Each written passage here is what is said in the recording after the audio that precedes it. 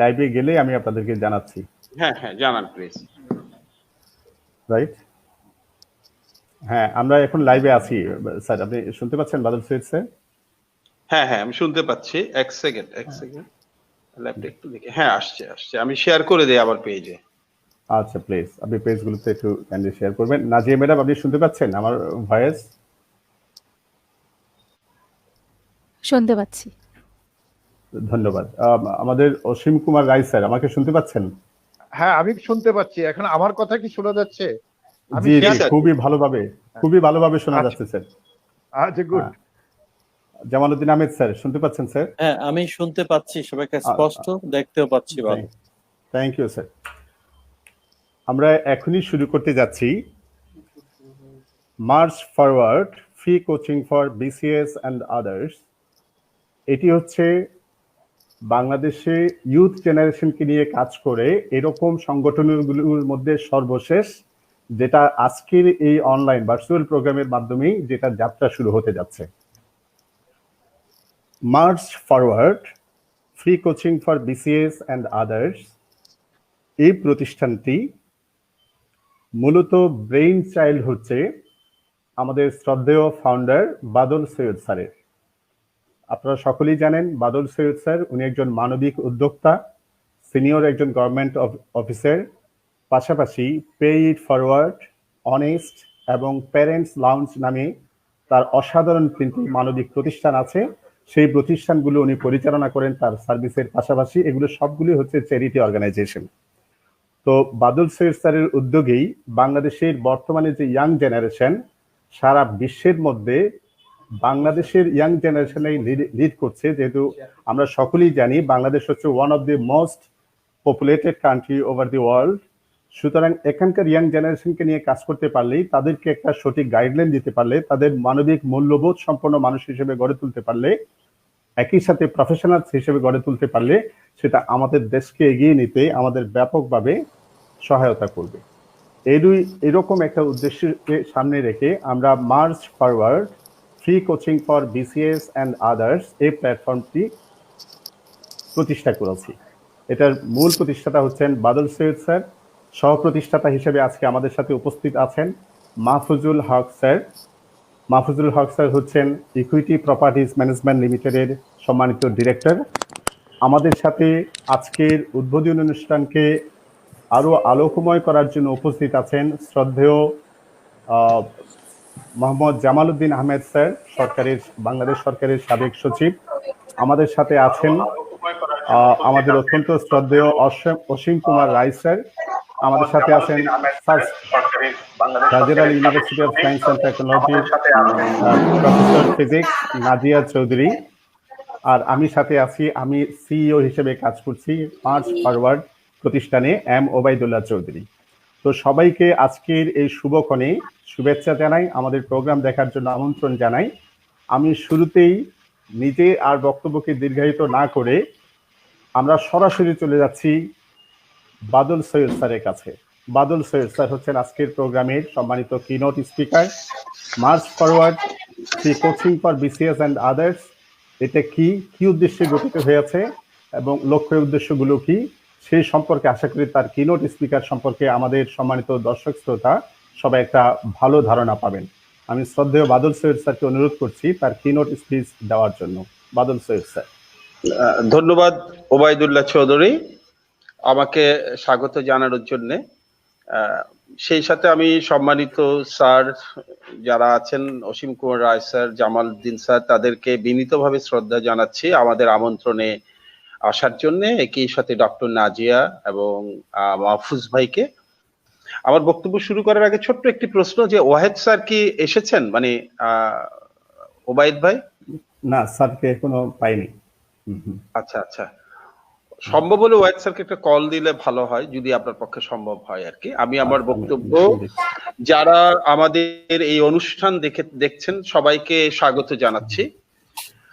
আপনারা সবাই জানেন যে আমরা বাংলাদেশের তরুণ প্রজন্মকে এক ধরনের একটি ট্রান্সফরমেশনের মধ্যে নিয়ে যাওয়ার জন্য একটি তাদের মধ্যে একটা বড় ধরনের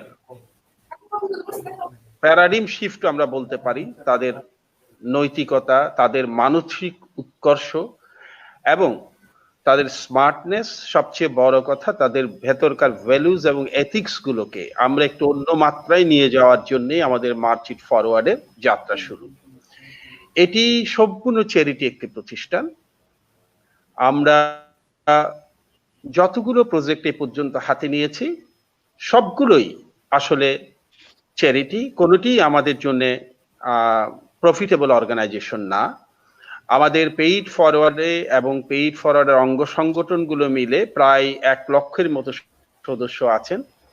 এরাই আসলে এই জাতীয় প্রোগ্রামগুলোর সব ধরনের ব্যয় নির্বাহ করে থাকেন। প্রশ্ন হচ্ছে, আমাদের এতগুলো প্রতিষ্ঠান যেখানে আমাদের পেইড ফরওয়ার্ড অলরেডি প্রায় 34,000 ছেলে মেয়ে নিয়ে কাজ করছে, অনেস্ট করছে 35,000 ছেলে মেয়ে নিয়ে কাজ, সেখানে আমরা এই প্রোগ্রামটা কেন করলাম? মার্চ ইট ফরওয়ার্ড নামে আমরা এই কোচিং, যেটা বিসিএস কোচিং, কর্পোরেট জগতের জন্য কোচিং কিংবা এন্টারপ্রেনারদেরকে কোচিং, তাদেরকে কেন আমরা এই বিশেষ একটি ব্যবস্থার আওতায় আনতে চাচ্ছি? সামগ্রিক অর্থে আমি বলতে চাই যে এটি একটি আসলে লাইফ কোচিং, তাদের জীবনটাই গড়ে দেওয়া। এক্ষেত্রে আমার বক্তব্য হচ্ছে, আমি গভীরভাবে বিশ্বাস করি বাংলাদেশের সবচেয়ে বড় সম্পদ হলো তারুণ্য। আমরা পৃথিবীর খুব অল্প কয়েকটি সৌভাগ্যবান দেশের একটি, যাদের 30% জনসংখ্যা হচ্ছে তরুণ। এবং আমরা জানি যে স্টিভ জবসের একটি বিখ্যাত কথা আছে যে 30-এর নিচে যারা, তারাই পৃথিবী পাল্টাবে, 30-এর উপরে যারা, তাদের বিশ্বাস করতে নেই। এজন্যই আমরা গভীরভাবে বিশ্বাস করি যে আমাদের তারুণ্যই আসলে শুধু বাংলাদেশ না, পৃথিবীকেই পাল্টে দিতে পারে। কারণ পৃথিবীর তারুণ্যের যে ঘনত্ব, তাতে আমাদের তারুণ্যের ঘনত্ব একটি অত্যন্ত উল্লেখযোগ্য জায়গা দখল করে আছে। তাদেরকে সামনে নিয়ে হাতে হাতে এগিয়ে যাওয়ার জন্য আমাদের প্রজেক্ট, এবং এই জন্যই আমাদের কর্মসূচির নাম মার্চ ফরওয়ার্ড, অর্থাৎ আমরা একসাথে সামনের দিকে হাঁটব।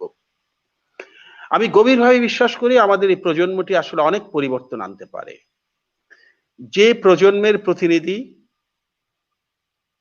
গুগলের শীর্ষ পদে যান, শীর্ষ পদগুলোর একটিতে যান, যে প্রজন্মের প্রতিনিধি ইউটিউবের সহ প্রতিষ্ঠাতা হতে পারেন, যে প্রজন্মের প্রতিনিধি পাঠাওয়ের মতো বিখ্যাত স্টার্টআপ শুরু করতে পারে, সে প্রজন্মের পক্ষে আসলে অসম্ভব কিছু নয়। শুধু হচ্ছে তাদের মধ্যে আগুনটি জ্বালিয়ে দেওয়া। আমরা সে আগুনটি জ্বালিয়ে দেওয়ার জন্য আসলে দেশালয়ের ভূমিকা পালন করব। সেজন্যই মার্চ ইট ফরওয়ার্ডের যাত্রা শুরু। এই যে বললাম তারুণ্য হচ্ছে সবচেয়ে বড় শক্তি, আমি একটি ছোট্ট উদাহরণ দেই।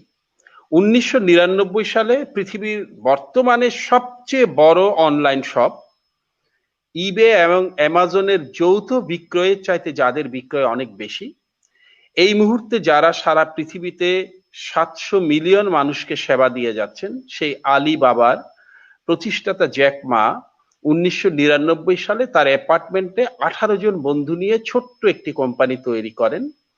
এমনকি তখন চীনে ইন্টারনেট ফ্যাসিলিটিসও অ্যাভেলেবল ছিল না। একটি পেজ ডাউনলোড করতে তাদের প্রায় 1 দিন লেগেছিল, এবং ইন্টারনেটে চায়না সার্চ দিলে কিছুই আসতো না। সেই সময়ে, সেরকম দুরূহ সময়ে তিনি মাত্র 18 জন বন্ধুকে নিয়ে আলিবাবা কোম্পানিটি প্রতিষ্ঠা করেন, এবং আশ্চর্যের ব্যাপার, সেই বছরেই পৃথিবীর সেই সময়কার সবচেয়ে সফল কোম্পানিগুলোর একটি ইয়াহুর অন্যতম প্রতিষ্ঠাতা, 40 জন প্রতিষ্ঠাতার একজন, আলিবাবাতে চিফ টেকনিক্যাল অফিসার হিসেবে জয়েন করেন। তখন জ্যাকমা তাকে জিজ্ঞেস করেছিলেন যে পৃথিবীর সবচেয়ে বড় কোম্পানির এত বড় শীর্ষ পদ ছেড়ে, যার একটির প্রতিষ্ঠাতা আপনি নিজে, তা ছেড়ে আপনি এই দূর প্রাচ্যের দেশে কেন এই ছোট্ট কোম্পানিতে জয়েন করলেন, যেটিতে আগামীকাল আপনার চাকুরি থাকবে কিনা ঠিক নেই। তখন ইয়াহুর সেই ভদ্রলোক বলেছিলেন, আমি তোমাদের সাথে কাজ করতে এসেছি কারণ তোমরা তরুণ। তরুণদের সাথে কাজ করতে পারার মধ্যে একটি আলাদা মজা আছে, এবং আমাকে যদি শুধুমাত্র আমার জীবনের ফেলে আসা একটি বছর কেনার সুযোগ দেওয়া হয়, তাহলে আমি $1 মিলিয়ন খরচ করতে রাজি আছি। আমরা সেই বিলিয়ন ডলার দামের তারুণ্যকে নিয়ে সামনে এগিয়ে যাওয়ার জন্য মার্চ ইট ফরওয়ার্ড তৈরি করেছি। আমাদের যে পরিমাণ ফিজিক্যাল সম্পদ দেশে আছে, তার চেয়ে আসলে বিলিয়ন বিলিয়ন ডলার বেশি দামের সম্পদ হচ্ছে এই তারুণ্য। এই তারুণ্যটিকে সঠিকভাবে ব্যবহার করতে পারলে আমরা জিতে যাব, এবং যদি ব্যবহার করতে না পারি আমরা ডুবে যাব। এই জেগে থাকার জন্যেই, কিংবা ভেসে থাকার জন্যেই, কিংবা দেশকে ভাসানোর জন্যেই আমরা এই তারুণ্যকে আজকে থেকে অনেক বছর আগে 1999 সালে জ্যাকমার যে তারুণ্যের শক্তি ছিল, সেই শক্তিটি উপহার দিতে চাই। এবং এই প্রকল্পটি কিন্তু পুরোটাই চ্যারিটি মিশন। আমাদের সাথে যারা কাজ করছেন তারা এ প্রত্যয় নিয়ে এই কাজটি করছেন। বিন্দুমাত্র বাণিজ্যিক মনোভাব আমাদের নেই। যদি কোনো ধরনের বাণিজ্যিক মনোভাবের ছায়া মাত্র এতে দেখা যায়, সাথে সাথে এটি বন্ধ করে দেওয়া হবে। There will be total shutdown. We are here to give, not to take. শুধু তরুণদের আত্মমর্যাদা রক্ষার জন্য কেবল যারা চাইবেন তাদের কাছ থেকে নামে মাত্র মাসে 100 টাকা নেওয়া হবে, আর যারা দিতে পারবেন না তাদেরকে কিন্তু কোনো টাকা পয়সা দিতে বলা হবে না।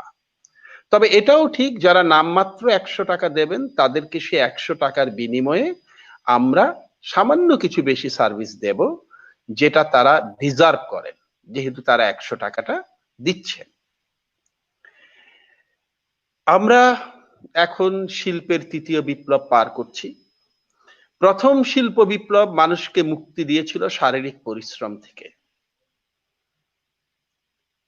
মেশিন এসে মানুষের কাজ সহজ করে দিয়েছিল, মানুষের শারীরিক পরিশ্রমকে লাঘব করে দিয়েছিল। ঘোড়ায় চড়ে দিনের পর দিন শত শত মাইল পাড়ি দেওয়া থেকে বাষ্পের রেল ইঞ্জিন আমাদেরকে রক্ষা করেছিল। দ্বিতীয় শিল্প বিপ্লব যেটি করেছিল সেটি হচ্ছে আমাদেরকে দূরত্ব থেকে মুক্তি দিয়েছিল। আমাদের এক জায়গা থেকে আরেক জায়গায় যেতে রাজা রামমোহন রায় যখন ভারত থেকে ইংল্যান্ডে গিয়েছিলেন, কয়েক মাস জাহাজে লেগেছিল। রবীন্দ্রনাথেরও তাই। কিন্তু দ্বিতীয় শিল্প বিপ্লব আমাদেরকে পাখির মতো উড়াল দিতে শিখিয়েছে। আমাদের রাস্তায় রিক্সার বদলে, ঘোড়ার গাড়ির বদলে অটোমোবাইল নামাতে শিখিয়েছে। Thomas Alva Edison, Henry Ford, এই দুজনের বেসিক্যালি নেতৃত্বে, এবং আমাদেরকে দূরত্ব জয় করতে শিখিয়েছে। তৃতীয় শিল্প বিপ্লব যেটি করতে যাচ্ছে বা করছে সেটি হচ্ছে আমাদের মস্তিষ্ককে, আমাদের মগজকে রিলিফ দিচ্ছে। অনেক কিছু নিয়ে যেগুলো আমাদের আগে ভাবতে হতো, যেগুলো এখন তৃতীয় শিল্প বিপ্লবের কারণে আমাদের ভাবতে হচ্ছে না। অনেক কাজে এখন কিন্তু মেশিন করে দিচ্ছে, যার কারণে আমাদের মগজ কিন্তু পরিশ্রম করার জন্য সময় পাচ্ছে, খাটানোর জন্য সময় পাচ্ছে। যে কাজগুলো করার জন্য আগে আমরা নিজের হাত পা মগজ ব্যবহার করতাম, সেই কাজগুলো এখন যেহেতু মেশিন করছে, সেহেতু আমরা কিন্তু প্রচুর সময় পাচ্ছি, স্পেস পাচ্ছি আমাদের ব্রেনে, যাতে আমরা কাজগুলো নিজেরা করতে পারি। কথা হচ্ছে মগজের এই দিকটা, এই যে আমরা একটা মগজের একটা অলস দিক তৃতীয় শিল্প বিপ্লবের কারণে ফিরে পাচ্ছি, কিংবা উপহার হিসেবে পাচ্ছি, সেটির সর্বোচ্চ ব্যবহার করতে হবে। এই সর্বোচ্চ ব্যবহার করার জন্যই কিন্তু আমাদের এই মার্চ ইট ফরওয়ার্ডের জন্ম। তৃতীয় শিল্প বিপ্লব আমাদের মস্তিষ্ককে যে রিলিফটি দিয়েছে, যে সুযোগটি তৈরি করে দিয়েছে তারকে আরো বেশি ব্যবহার করার, আমরা সেই সুযোগটি কাজে লাগাতে চাই আমাদের তরুণ প্রজন্মের মাধ্যমে। আবার অনেকেই মনে করেন যে আর্টিফিশিয়াল শিল্প বিপ্লব বা চতুর্থ শিল্প বিপ্লব, যেটি আমরা আশা করছি আর কয়েক বছরের মধ্যে দেখা দেবে, সেটি মানুষের জায়গা করে নেবে, সেটি মানুষের কাজ কেড়ে নেবে। এক্ষেত্রে আমি বলতে চাই যে চতুর্থ শিল্প বিপ্লব কখনোই মানুষের উপরে যেতে পারবে না, কারণ চতুর্থ শিল্প বিপ্লবের মধ্য দিয়ে যে মেশিন বিপ্লব হবে, সেই মেশিনের মধ্যে যে জিনিসটির অভাব আছে সেটি হচ্ছে তার মধ্যে হৃদয় নেই, তার মধ্যে সৃষ্টিশীলতা নেই, এবং সেই মেশিন মানুষ বানাতে পারে না, কিন্তু মানুষ সেই মেশিন বানাতে পারে। প্রয়োজন হচ্ছে চতুর্থ শিল্প বিপ্লবের মধ্যেও মানুষের শ্রেষ্ঠত্ব বজায় রাখতে হলে আমাদেরকে মেশিনের চেয়ে স্মার্ট হতে হবে। আমরা সামনের চতুর্থ শিল্প বিপ্লব মোকাবেলা করে আমাদের তরুণ প্রজন্ম যাতে চাকুরির বাজারে, ক্যারিয়ারের বাজারে, ব্যবসার বাজারে টিকে থাকতে পারে, সেজন্য মেশিনের চাইতে আরো বেশি স্মার্ট এবং কার্যকর ব্রেন, কার্যকর দক্ষতা এবং কার্যকর মানসিকতা তৈরি করতে চাই। তাদের মধ্যে আমরা লড়াই করার একটি প্রবণতা জাগিয়ে দিতে চাই। তাদেরকে আমরা মনে করিয়ে দিতে চাই যে স্ট্যালিনগ্রাড যুদ্ধের সময় একটি অসম যুদ্ধে যখন জার্মানদের কাছে রাশিয়ানরা হেরে যাচ্ছিলেন, প্রায় হেরে যাচ্ছিলেন, তখন লেনিনগ্রাড যুদ্ধে তখন সেখানকার অধিনায়ক মার্শাল জুকভ স্টালিনকে ফোন করে বলেছিলেন যে কমরেড, উই আর লুজিং, আমরা হেরে যাচ্ছি, আমাদের সৈনিকরা আর কিছু না, শুধুমাত্র শীতের কারণেই মারা যাচ্ছে। তখন স্টালিন উত্তর দিয়েছিলেন, comrade Misha, there will be morning tomorrow, bird will be singing, আগামীকাল সূর্য উঠবে, পাখিরা গান গাইবে। আমরা আমাদের তরুণ বন্ধুদের মনে করিয়ে দিতে চাই, আজকে রাতের যে অন্ধকার, এটি কোনো অস্থায়ী অন্ধকার নয়। কাল সূর্য উঠবেই, এ ব্যাপারে কোনো সন্দেহ নেই। কাল পাখিরা গান গাইবে, কোনো সন্দেহ নেই। তাদেরকে শুধু বিশ্বাস রাখতে হবে যে সেই সূর্যোদয়টা তারা দেখবে, তার আগেই তারা ঝরে পড়বে না। এই বিশ্বাসটুকু তাদের মধ্যে আমরা ঢুকিয়ে দিতে চাই। আমরা মনে করি মার্চ ইট ফরওয়ার্ড করার পেছনে অন্যতম কারণ যে সামান্য জ্ঞান আমরা অর্জন করেছি, সেটা ভাগ করে নেওয়া আমাদের দায়িত্ব, সেটা সবাইকে ভাগ করে দেওয়া আমাদের দায়িত্ব।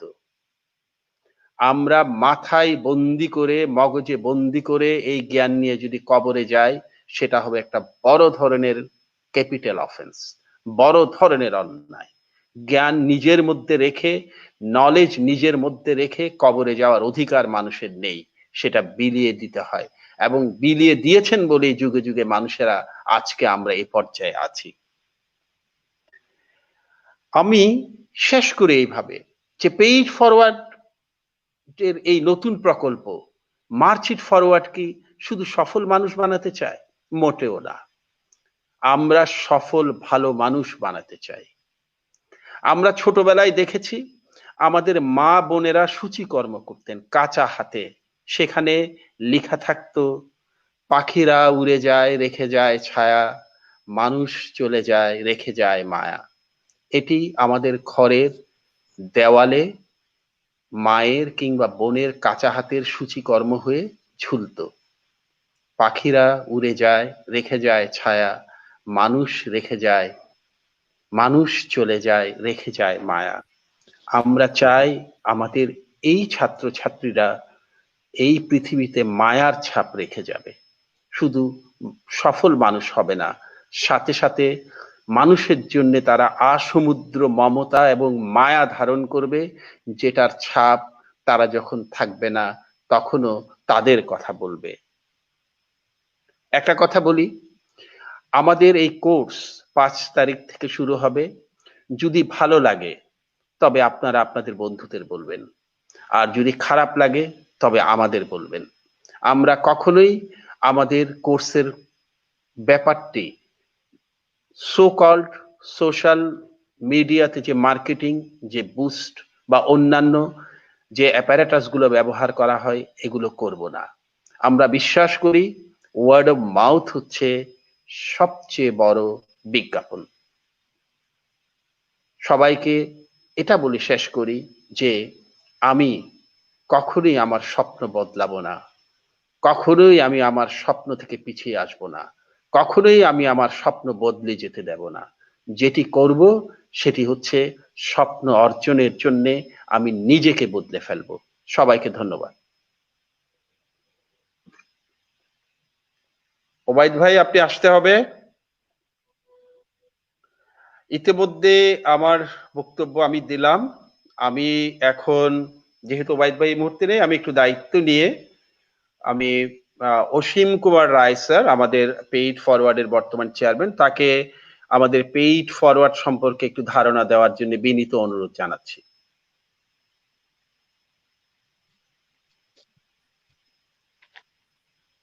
থ্যাংক ইউ বাদল। আমার কথা কি শোনা যাচ্ছে? হ্যাঁ হ্যাঁ স্যার, শোনা যাচ্ছে। Very good, thank you very much. সবাইকে ধন্যবাদ। আমি কিছু বলার আগে বাদলের কথা সূত্র ধরেই বলি। আমার একটা ফেসবুক অ্যাকাউন্ট আছে, আমার ওয়ালে একটা লেখা আছে। আমি লিখেছিলাম যে মানুষ স্বপ্ন দেখে বাল্যকালে, ছোট সময়ে, যখন তাদের কৈশোর পেরিয়ে যৌবন আসে তখন তারা স্বপ্ন দেখে। আর আমি এমনই এক ব্যক্তি, আমি স্বপ্ন দেখা শুরু করেছি যখন আমি চাকরি থেকে রিটায়ার করেছি। এই লেখাটা আমার ওয়ালে আছে। সেটা দিয়েই শুরু, যে আমার স্বপ্ন দেখা শুরু হয়েছে রিটায়ারমেন্টের পরে, এবং সেই স্বপ্ন দেখার একজন কারিগর হলো আমার অত্যন্ত প্রিয় একজন অফিসার, সৈয়দ মোহাম্মদ আবু দাউদ, যাকে আমরা সবাই বাদল সৈয়দ নামে চিনি। আসলে ওর কল্যাণেই আমার এই সব কর্মকাণ্ডে নিজেকে জড়ানো। আমি খুব সংক্ষেপে, খুব অল্প সময়ের মধ্যে আমি পেইড ফরওয়ার্ড সম্পর্কে আমি যতটুকু জানি, আমি ততটুকুই সবার কাছে বলতেছি। পেইড ফরওয়ার্ড মূলত সেই সব স্টুডেন্টদেরকে নিয়ে ডিল করে যারা গরিব, অসচ্ছল, কিন্তু লেখাপড়ার প্রতি কোনো আগ্রহ আছে। আমরা কিন্তু মেধা খুঁজি না, আমরা দেখি যে বাচ্চাটার লেখাপড়ার প্রতি আগ্রহ আছে কিনা। আগ্রহটা হলো মূল বিষয়। তারপর তার আর্থিক সক্ষমতার জন্য আমরা যে কাজটা করি সেটা হলো তার একটা আবেদন, যখন আমরা মনে করি যে না, সে সাহায্য পাওয়ার উপযুক্ত, তখন আমরা পেইড ফরওয়ার্ডের পেজে সেটা আমরা ডিসপ্লে করে দিই। তখন যারা ডোনার আছে, যারা ওদেরকে সাহায্য করতে চায়, তারা এগিয়ে আসে। তার মানে মাঝখানে আমরা যে বাচ্চাদেরকে সাহায্য করছি পেইড ফরওয়ার্ডের মাধ্যমে, তাদেরকে যে অর্থটা, মাসিক অর্থ দেওয়া হচ্ছে, সেটা কিন্তু আমরা ধরে দেখি না, আমরা জানি না সেই টাকাটা ডোনার এবং স্টুডেন্টের মধ্যেই লেনদেন হয়ে থাকে। এইভাবে আরম্ভ করার পরে এখন পর্যন্ত আমরা প্রতি মাসে 500 জন ছাত্রছাত্রীকে আমরা ওই বৃত্তিটা দিতে পারছি ডোনারের মাধ্যমে। ডোনার সরাসরি এই ছাত্রদেরকে বৃত্তি দেয়। এছাড়াও প্রতি মাসে 20 থেকে 25 জন ছাত্রছাত্রীকে আমরা এককালীন সাহায্য করি। দেখা যাচ্ছে যে আমরা বৎসরে মাসিক এবং এককালীন সাহায্য নিয়ে, এটা গত 2019-এ ছিল প্রায় 1,80,00,000 টাকা। আশা করছি 2000-এ এটা আরো অনেক ছাড়িয়ে যাবে। আমাদের এখন রেগুলার ডোনার হলো 400 জন, আর আমাদের মোট সদস্য হলো 35,000, কাছাকাছি 35,000-এর কাছাকাছি। এই যে কাজগুলি আমরা করি, আমাদের একটাই উদ্দেশ্য, যে অসচ্ছল ছাত্রছাত্রীদেরকে লেখাপড়ায় সহায়তা করা এবং তাদেরকে মানুষ হিসাবে প্রতিষ্ঠিত করা। এবং সেই জন্যই আমাদের স্লোগানটা হলো আসুন মায়া ছড়াই। হ্যাঁ, আমরা মায়ার মাধ্যমে এই পৃথিবীর সবাইকে বেঁধে রাখতে চাই, আমাদের দেশের তরুণ প্রজন্মকে। এই যে বর্তমান যে করোনা কাল, এই করোনা কালে কিন্তু আমাদের নর্মাল কাজের বাইরেও আমরা কিন্তু অনেকগুলি কাজ করেছি, সেটা হলো মানুষ মানুষের জন্য ফাউন্ডেশনের সাথে মিলে আমরা পিপি তৈরি করেছি, যেটা পার্সোনাল প্রোটেকশন। ও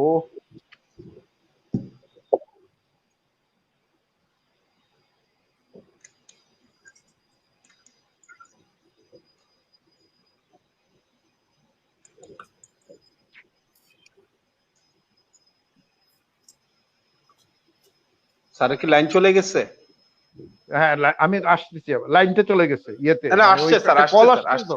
না আসছে আসছে আসছে আসছে আসছে স্যার, না একটা কল, আচ্ছা আমি দেখছি না, আচ্ছা আমি বলে যাচ্ছি।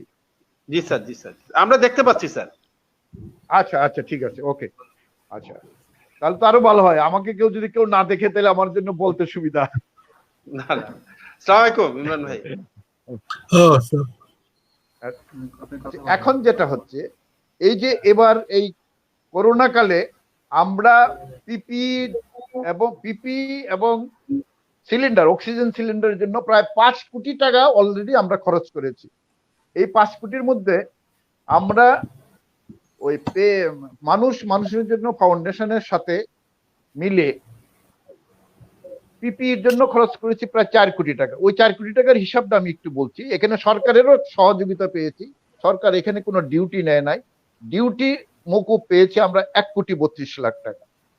আর মার্ক অ্যান্ড স্পেন্সার কোম্পানির সহায়তায় কিছু গার্মেন্টস ফ্যাক্টরিও আমাদেরকে পরোক্ষভাবে প্রায় 35 লাখ টাকার মতো সহায়তা দিয়েছে। তো সর্বমোট আমরা এখানে প্রায় 4 কোটি টাকা খরচ করেছি পিপির জন্য। আর অক্সিজেন সিলিন্ডার প্রজেক্টের জন্য ইতিমধ্যে আমরা প্রায় 1 কোটি টাকা খরচ করে ফেলেছি। এই অক্সিজেন প্রায় 500 সিলিন্ডার নিয়ে আমাদের কার্যক্রমটা চলছে, এবং সেটা কোভিড পেশেন্টদেরকে মোবাইল থেকে লাইভে আসছে, মোবাইলে কল করতে পারবেন না।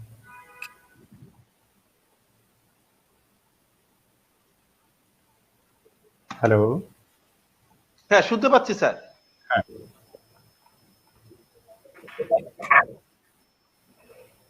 স্যার শুনতে পাচ্ছি।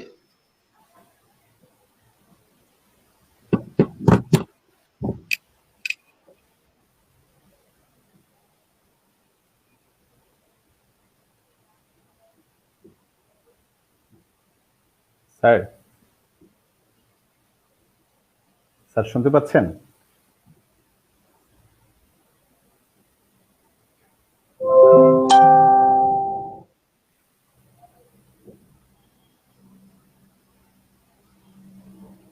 অসীম কুমার রায় স্যার শুনতে পাচ্ছেন? স্যারকে ডিসকানেক্ট হয়ে গেলেন, তাহলে আমরা কি? আজকে অন স্ক্রিন দেখাচ্ছে কিন্তু মানে স্যারের ভোকালটা পাওয়া যাচ্ছে না। আমি একটু ফোন করব স্যারকে। অ্যাড হচ্ছে আছেন Please. স্যার, আছেন। হ্যাঁ স্যার। জি স্যার। আচ্ছা 1 সেকেন্ড, আমি একটু অ্যাড হয়ে নেই। এবার দেখা যায়? দেখা যায়, ওকে আচ্ছা ঠিক আছে। এখন অনেস্টে আমাদের টোটাল সদস্য হলো 35,000।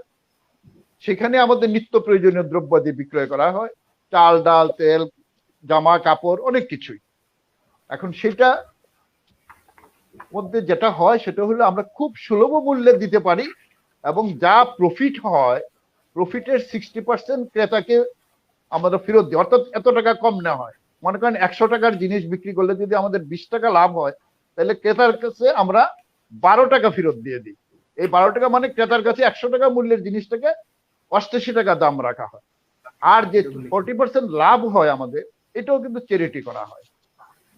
এখন এখানে আমাদের যেটা হয়, অনেকেই আমাদেরকে বিনামূল্যে দেয় জিনিস, অনেকেই স্বল্প মূল্যে দেয়।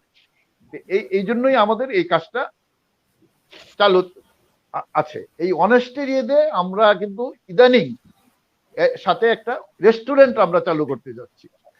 রেস্টুরেন্টের বিশেষত্ব হলো এটা যে ওইখানে 100 টাকায় লাঞ্চ করা যাবে আর 40 টাকায় সকালে টিফিন করা যাবে, যেটা একটা অকল্পনীয় ব্যাপার। আমরা হিসাব করেছি প্রতিটা মানে এইখানেও আমাদের হয়তো খুব অল্প লাভ হবে, অথবা এক সময় আমাদের মোটামুটি লাভ হবে। এখানে আরেকটা জিনিস আমরা ইন্ট্রোডিউস করব, যেটা আমরা নরওয়েতে একটা রেস্টুরেন্টের মানে কার্যক্রম দেখে আমরা উৎসাহিত হয়েছি। যে সেখানে আমরা ওই যে ওয়ালে যেটা থাকে, ওই যে একজন গিয়ে হয়তো 5টা খাবারের অর্ডার দিল, 4টা সে নিয়ে আসলো, একটা খাবার সে দামের পরিশোধ করে আসলো। এরকম যতগুলি জানবে যারা পয়সা দিয়ে খেতে পারবে না, তারা ওইগুলি ইউজ করে খেতে পারবে বিনা পয়সায়। ওইটাও আমরা ওইখানে চালু করব। আমাদের আরেকটা আছে প্যারেন্টস লাউঞ্জ। প্যারেন্টস লাউঞ্জটা হলো বয়স্ক মা বাবাদের জন্য। হয়তো তারা তাদের সন্তানরা ঠিক মতো সময় দিতে পারে না, বা ওনারা কিছুটা সময় ওইখানে কাটার জন্য ওই প্যারেন্টস লাউঞ্জে বসে গল্প করবে, চা খাবে, স্ন্যাক্স খাবে। এইগুলিও কিন্তু আমাদের এই পেইড ফরওয়ার্ড এই প্রতিষ্ঠানের থেকে প্রদান করা হয়। তারপর আমাদের মোটিভেশনাল একটা আছে, ওয়ার্ক আছে, যেটা বাদল সাইদ একদম মোটিভেশনাল স্পিকার। তরুণ প্রজন্মকে মোটিভেট করার জন্য আই হ্যাভ এ ড্রিম এই প্রোগ্রামটা আমাদের চালু আছে। আর এখন আজকে যেটা চালু হইলো মার্চ ফরওয়ার্ড, সেটা ডিটেইলস বাদল সাইদ বলেছে, সুতরাং এটা নিয়ে আমি আর ফার্দার কিছু বললাম না। এছাড়া আমি আরেকটা জিনিসের প্রতি সবার দৃষ্টি আকর্ষণ করতে চাই, সেটা হলো আমাদের যে ডোনার বা অভিভাবকরা, তাদের অনেকেই কিন্তু পেইড ফরওয়ার্ডের ব্যানারে অনেক কাজ করে থাকেন। যেমন অনেকে পারিবারিকভাবে একটা স্কুল করেছেন, ওই স্কুলের সমস্ত খরচ তারা বহন করতেছেন। আচ্ছা, অনেকেই আবার স্কুল করেছেন, স্কুলের যাবতীয় খরচ বহন করছে, বাড়ি করে দিচ্ছে, গরিব জনগোষ্ঠীকে সহায়তা করছে। এরকম কিন্তু আমাদের অভিভাবকরা অনেকেই করছেন। এবং আমাদের অভিভাবকরা অনেকেরই তাদের আয়ের একটা বড় অংশই ওই চ্যারিটি কাজে ব্যয় করছেন। সুতরাং আমাদের আরেকটা উদ্দেশ্য হলো, এইগুলি বলার পিছনে একমাত্র উদ্দেশ্য হলো যে আমরা আরো লোককে মোটিভেট করতে চাই, যেন আরো মানুষ এই জনহিতকর কাজে, এই কল্যাণকর কাজে যেন নিয়োজিত হতে পারে। আমার মনে হয় আমি কোনো সাইট বোধহয় বাদ দিয়েছে কিনা জানি না, যদি গিয়ে থাকে তাহলে আমাদের এখানে যারা আছে, ওয়াহিদ আছে, বাদল আছে, ওরা ওটা কভার করবে। আমি এটুকু বলেই আমার মনে হয় আমার স্টিপুলেটেড টাইমের মধ্যে শেষ করতে পেরেছি। থ্যাংক ইউ ভেরি মাচ আমার কথা মনোযোগ দিয়ে শোনার জন্য। সবাইকে আবারও অশেষ ধন্যবাদ। Thank you very much. Thank you sir. শ্রদ্ধেয় অসীম কুমার রায় স্যার, স্যার রিটায়ারমেন্টে যাওয়ার 12 বছর পরেও এত উজ্জীবিত, এত স্পিরিটেড কথা বলবেন। No, 17 বছর। ও মাই গড, 16 বছর, 16 16 years of retirement, মানে এটা রিয়েলি মানে ইটস অ্যামেজিং। না, কিন্তু আমার বয়স তো এখন 47, only 47. Yes, only 47. Thank you sir, thank you sir. এখন স্যারের জন্য অশেষ শ্রদ্ধা। এখন আমাদের সাথে যুক্ত হবেন, আমাদের সাথে ধন্যবাদ যে আমাদের সাথে যুক্ত হয়েছেন তানভীর শাহরিয়ার রিমন স্যার। ধন্যবাদ তানভীর শাহরিয়ার রিমন স্যার, কর্পোরেট জগতের একজন বিখ্যাত আইকন আমাদের সমাজে। তো আমরা স্যারের কাছ থেকেও শুনবো একটু পর। এখন এই পর্যায়ে, আজকে আলোচনার এই পর্যায়ে বক্তব্য নিয়ে হাজির হচ্ছেন আমাদের শ্রদ্ধেয় অতিথি, আমাদের মোহাম্মদ ওয়াহিদ হোসাইন স্যার। মোহাম্মদ ওয়াহিদ হোসাইন স্যার, উনি বাংলাদেশ সরকারের ex additional secretary and ex economic minister, Washington Embassy, Government of Bangladesh. Wahid Hossain sir, sir শুনতে পাচ্ছেন? শুনতে পাচ্ছি, ধন্যবাদ। হ্যাঁ স্যার, আপনি আপনার বক্তব্য রাখতে পারেন। আপনার কাছ থেকে আমরা শুনতে চাচ্ছি মার্চ ফরওয়ার্ড কেন, মার্চ ফরওয়ার্ডের লক্ষ্য উদ্দেশ্য কি, বা আপনি ইয়াং জেনারেশনকে কি মেসেজ দিতে চাচ্ছেন march forward free coaching for BCS and others এই প্রোগ্রামের মাধ্যমে। ধন্যবাদ ওবায়দুল্লাহ। আসসালামু আলাইকুম। এখানে অনেক প্রিয় মুখ, শ্রদ্ধেয় অসীম কুমার রায় স্যার, স্নেহভাজন জামালকে দেখতে পাচ্ছি, অনেকদিন পর জামালের সাথে দেখা হলো। বাদল, মাহফুজ ভাই এবং অন্য যারা আছেন, কারোর সাথে এখনো পরিচয় হয়ে ওঠেনি, সবাইকে অনেক ধন্যবাদ। আর যারা দেখছেন, বিশেষ করে আমাদের তরুণ শিক্ষার্থীরা, তাদেরকেও স্বাগত জানাই। ওবায়দুল্লাহ, এই অতিথি শব্দটাতে একটু আপত্তি আছে আমার। I am a part of the family. মানে Yes, sir. Yes, sir. Sorry, O- sir. I beg your apology, sir. এখানে আমরা যারা আছি আমি মনে করি আমরা সবাই পার্ট অফ দ্য ফ্যামিলি, আসলে Yes, ওই sir. অর্থে অতিথি কেউ নয়। Yes, sir. আহ, আমি মার্চ ফরওয়ার্ড নিয়ে আমার মনে হয় বাদল বেশ খানিকটা বলেছে। আমি যদি আমার দিক থেকে একটু বলি, সেটা হলো যে আহ, আমরা যদিও শুরুতে এটাকে বিসিএস কোচিং নাম দিয়ে শুরু করেছিলাম, কিন্তু চিন্তাটা কখনোই এটা ছিল না যে আমরা শুধু বিসিএস কোচিং এ নিজেদের সীমাবদ্ধ রাখবো। এবং এটি আমাদের শুভানুধ্যায়ীদের অনেকেও আমাদের নজরে আনলেন এই বিষয়টি, এবং তখন আমরা আবার একটু রিথিঙ্ক করলাম এবং নামটা একটু পাল্টে নিয়েছি আমরা। আসলে আমাদের মূল উদ্দেশ্যটি শুধু বিসিএস পরীক্ষার জন্য কিছু ছাত্রীদের তৈরি করা নয়, একেবারেই নয়। আমরা আসলে এটাকে একটা এক ধরনের একটা লাইফস্টাইল প্ল্যাটফর্মের মতো, একটা গ্রুমিং প্ল্যাটফর্মের মতো, যারা যেটা করতে চায়, যেদিকেই যেতে চায়, তাকে যেন সেদিকে যাওয়ার ব্যাপারে আমরা সহায়তা করতে পারি। আমাদের মানে যারা আমাদের সাথে সংযুক্ত আছেন, আমরা সব জগতের লোকজন এই জন্যই রাখার চেষ্টা করেছি। ব্যুরোক্রেসি থেকে আমরা আছেন এন্টারপ্রেনিয়ররা আছেন, শিক্ষাবিদরা আছেন, সব ধরনের লোকজন আমরা এখানে জড়ো হয়েছি। এবং ইনশাআল্লাহ সামনে যদি আমরা প্রয়োজন বোধ করি, যদি ডিমান্ডটাও সেরকম থাকে যে অন্য এমন কোন সেক্টর, যে সেক্টরটা আমরা এখানে ইতোমধ্যে কভার করি নাই, সেই সেক্টরের লোকজনদেরকে আমরা নিশ্চয়ই ইনশাআল্লাহ আমাদের সাথে নিয়ে আসতে পারবো। আমি আমাদের মার্চ ফরওয়ার্ড নিয়ে খুব বেশি ইলাবোরেট ডিসকাশনে আমি গেলাম না, যে জন্য বিশেষ করে যেটা বলেছি যে বাদলের বক্তব্যের মধ্যে সেটা বেশ ডিটেইল ছিল, এবং পরবর্তীতে যারা বলবেন তাদের কথা থেকেও নিশ্চয়ই কিছু না কিছু আরো আমরা জানতে পারবো। এই ধারণাটা মানে সবার বক্তব্যের মধ্যে দিয়েই একটা কংক্রিট ধারণা বের হয়ে আসবে বলে আমার বিশ্বাস।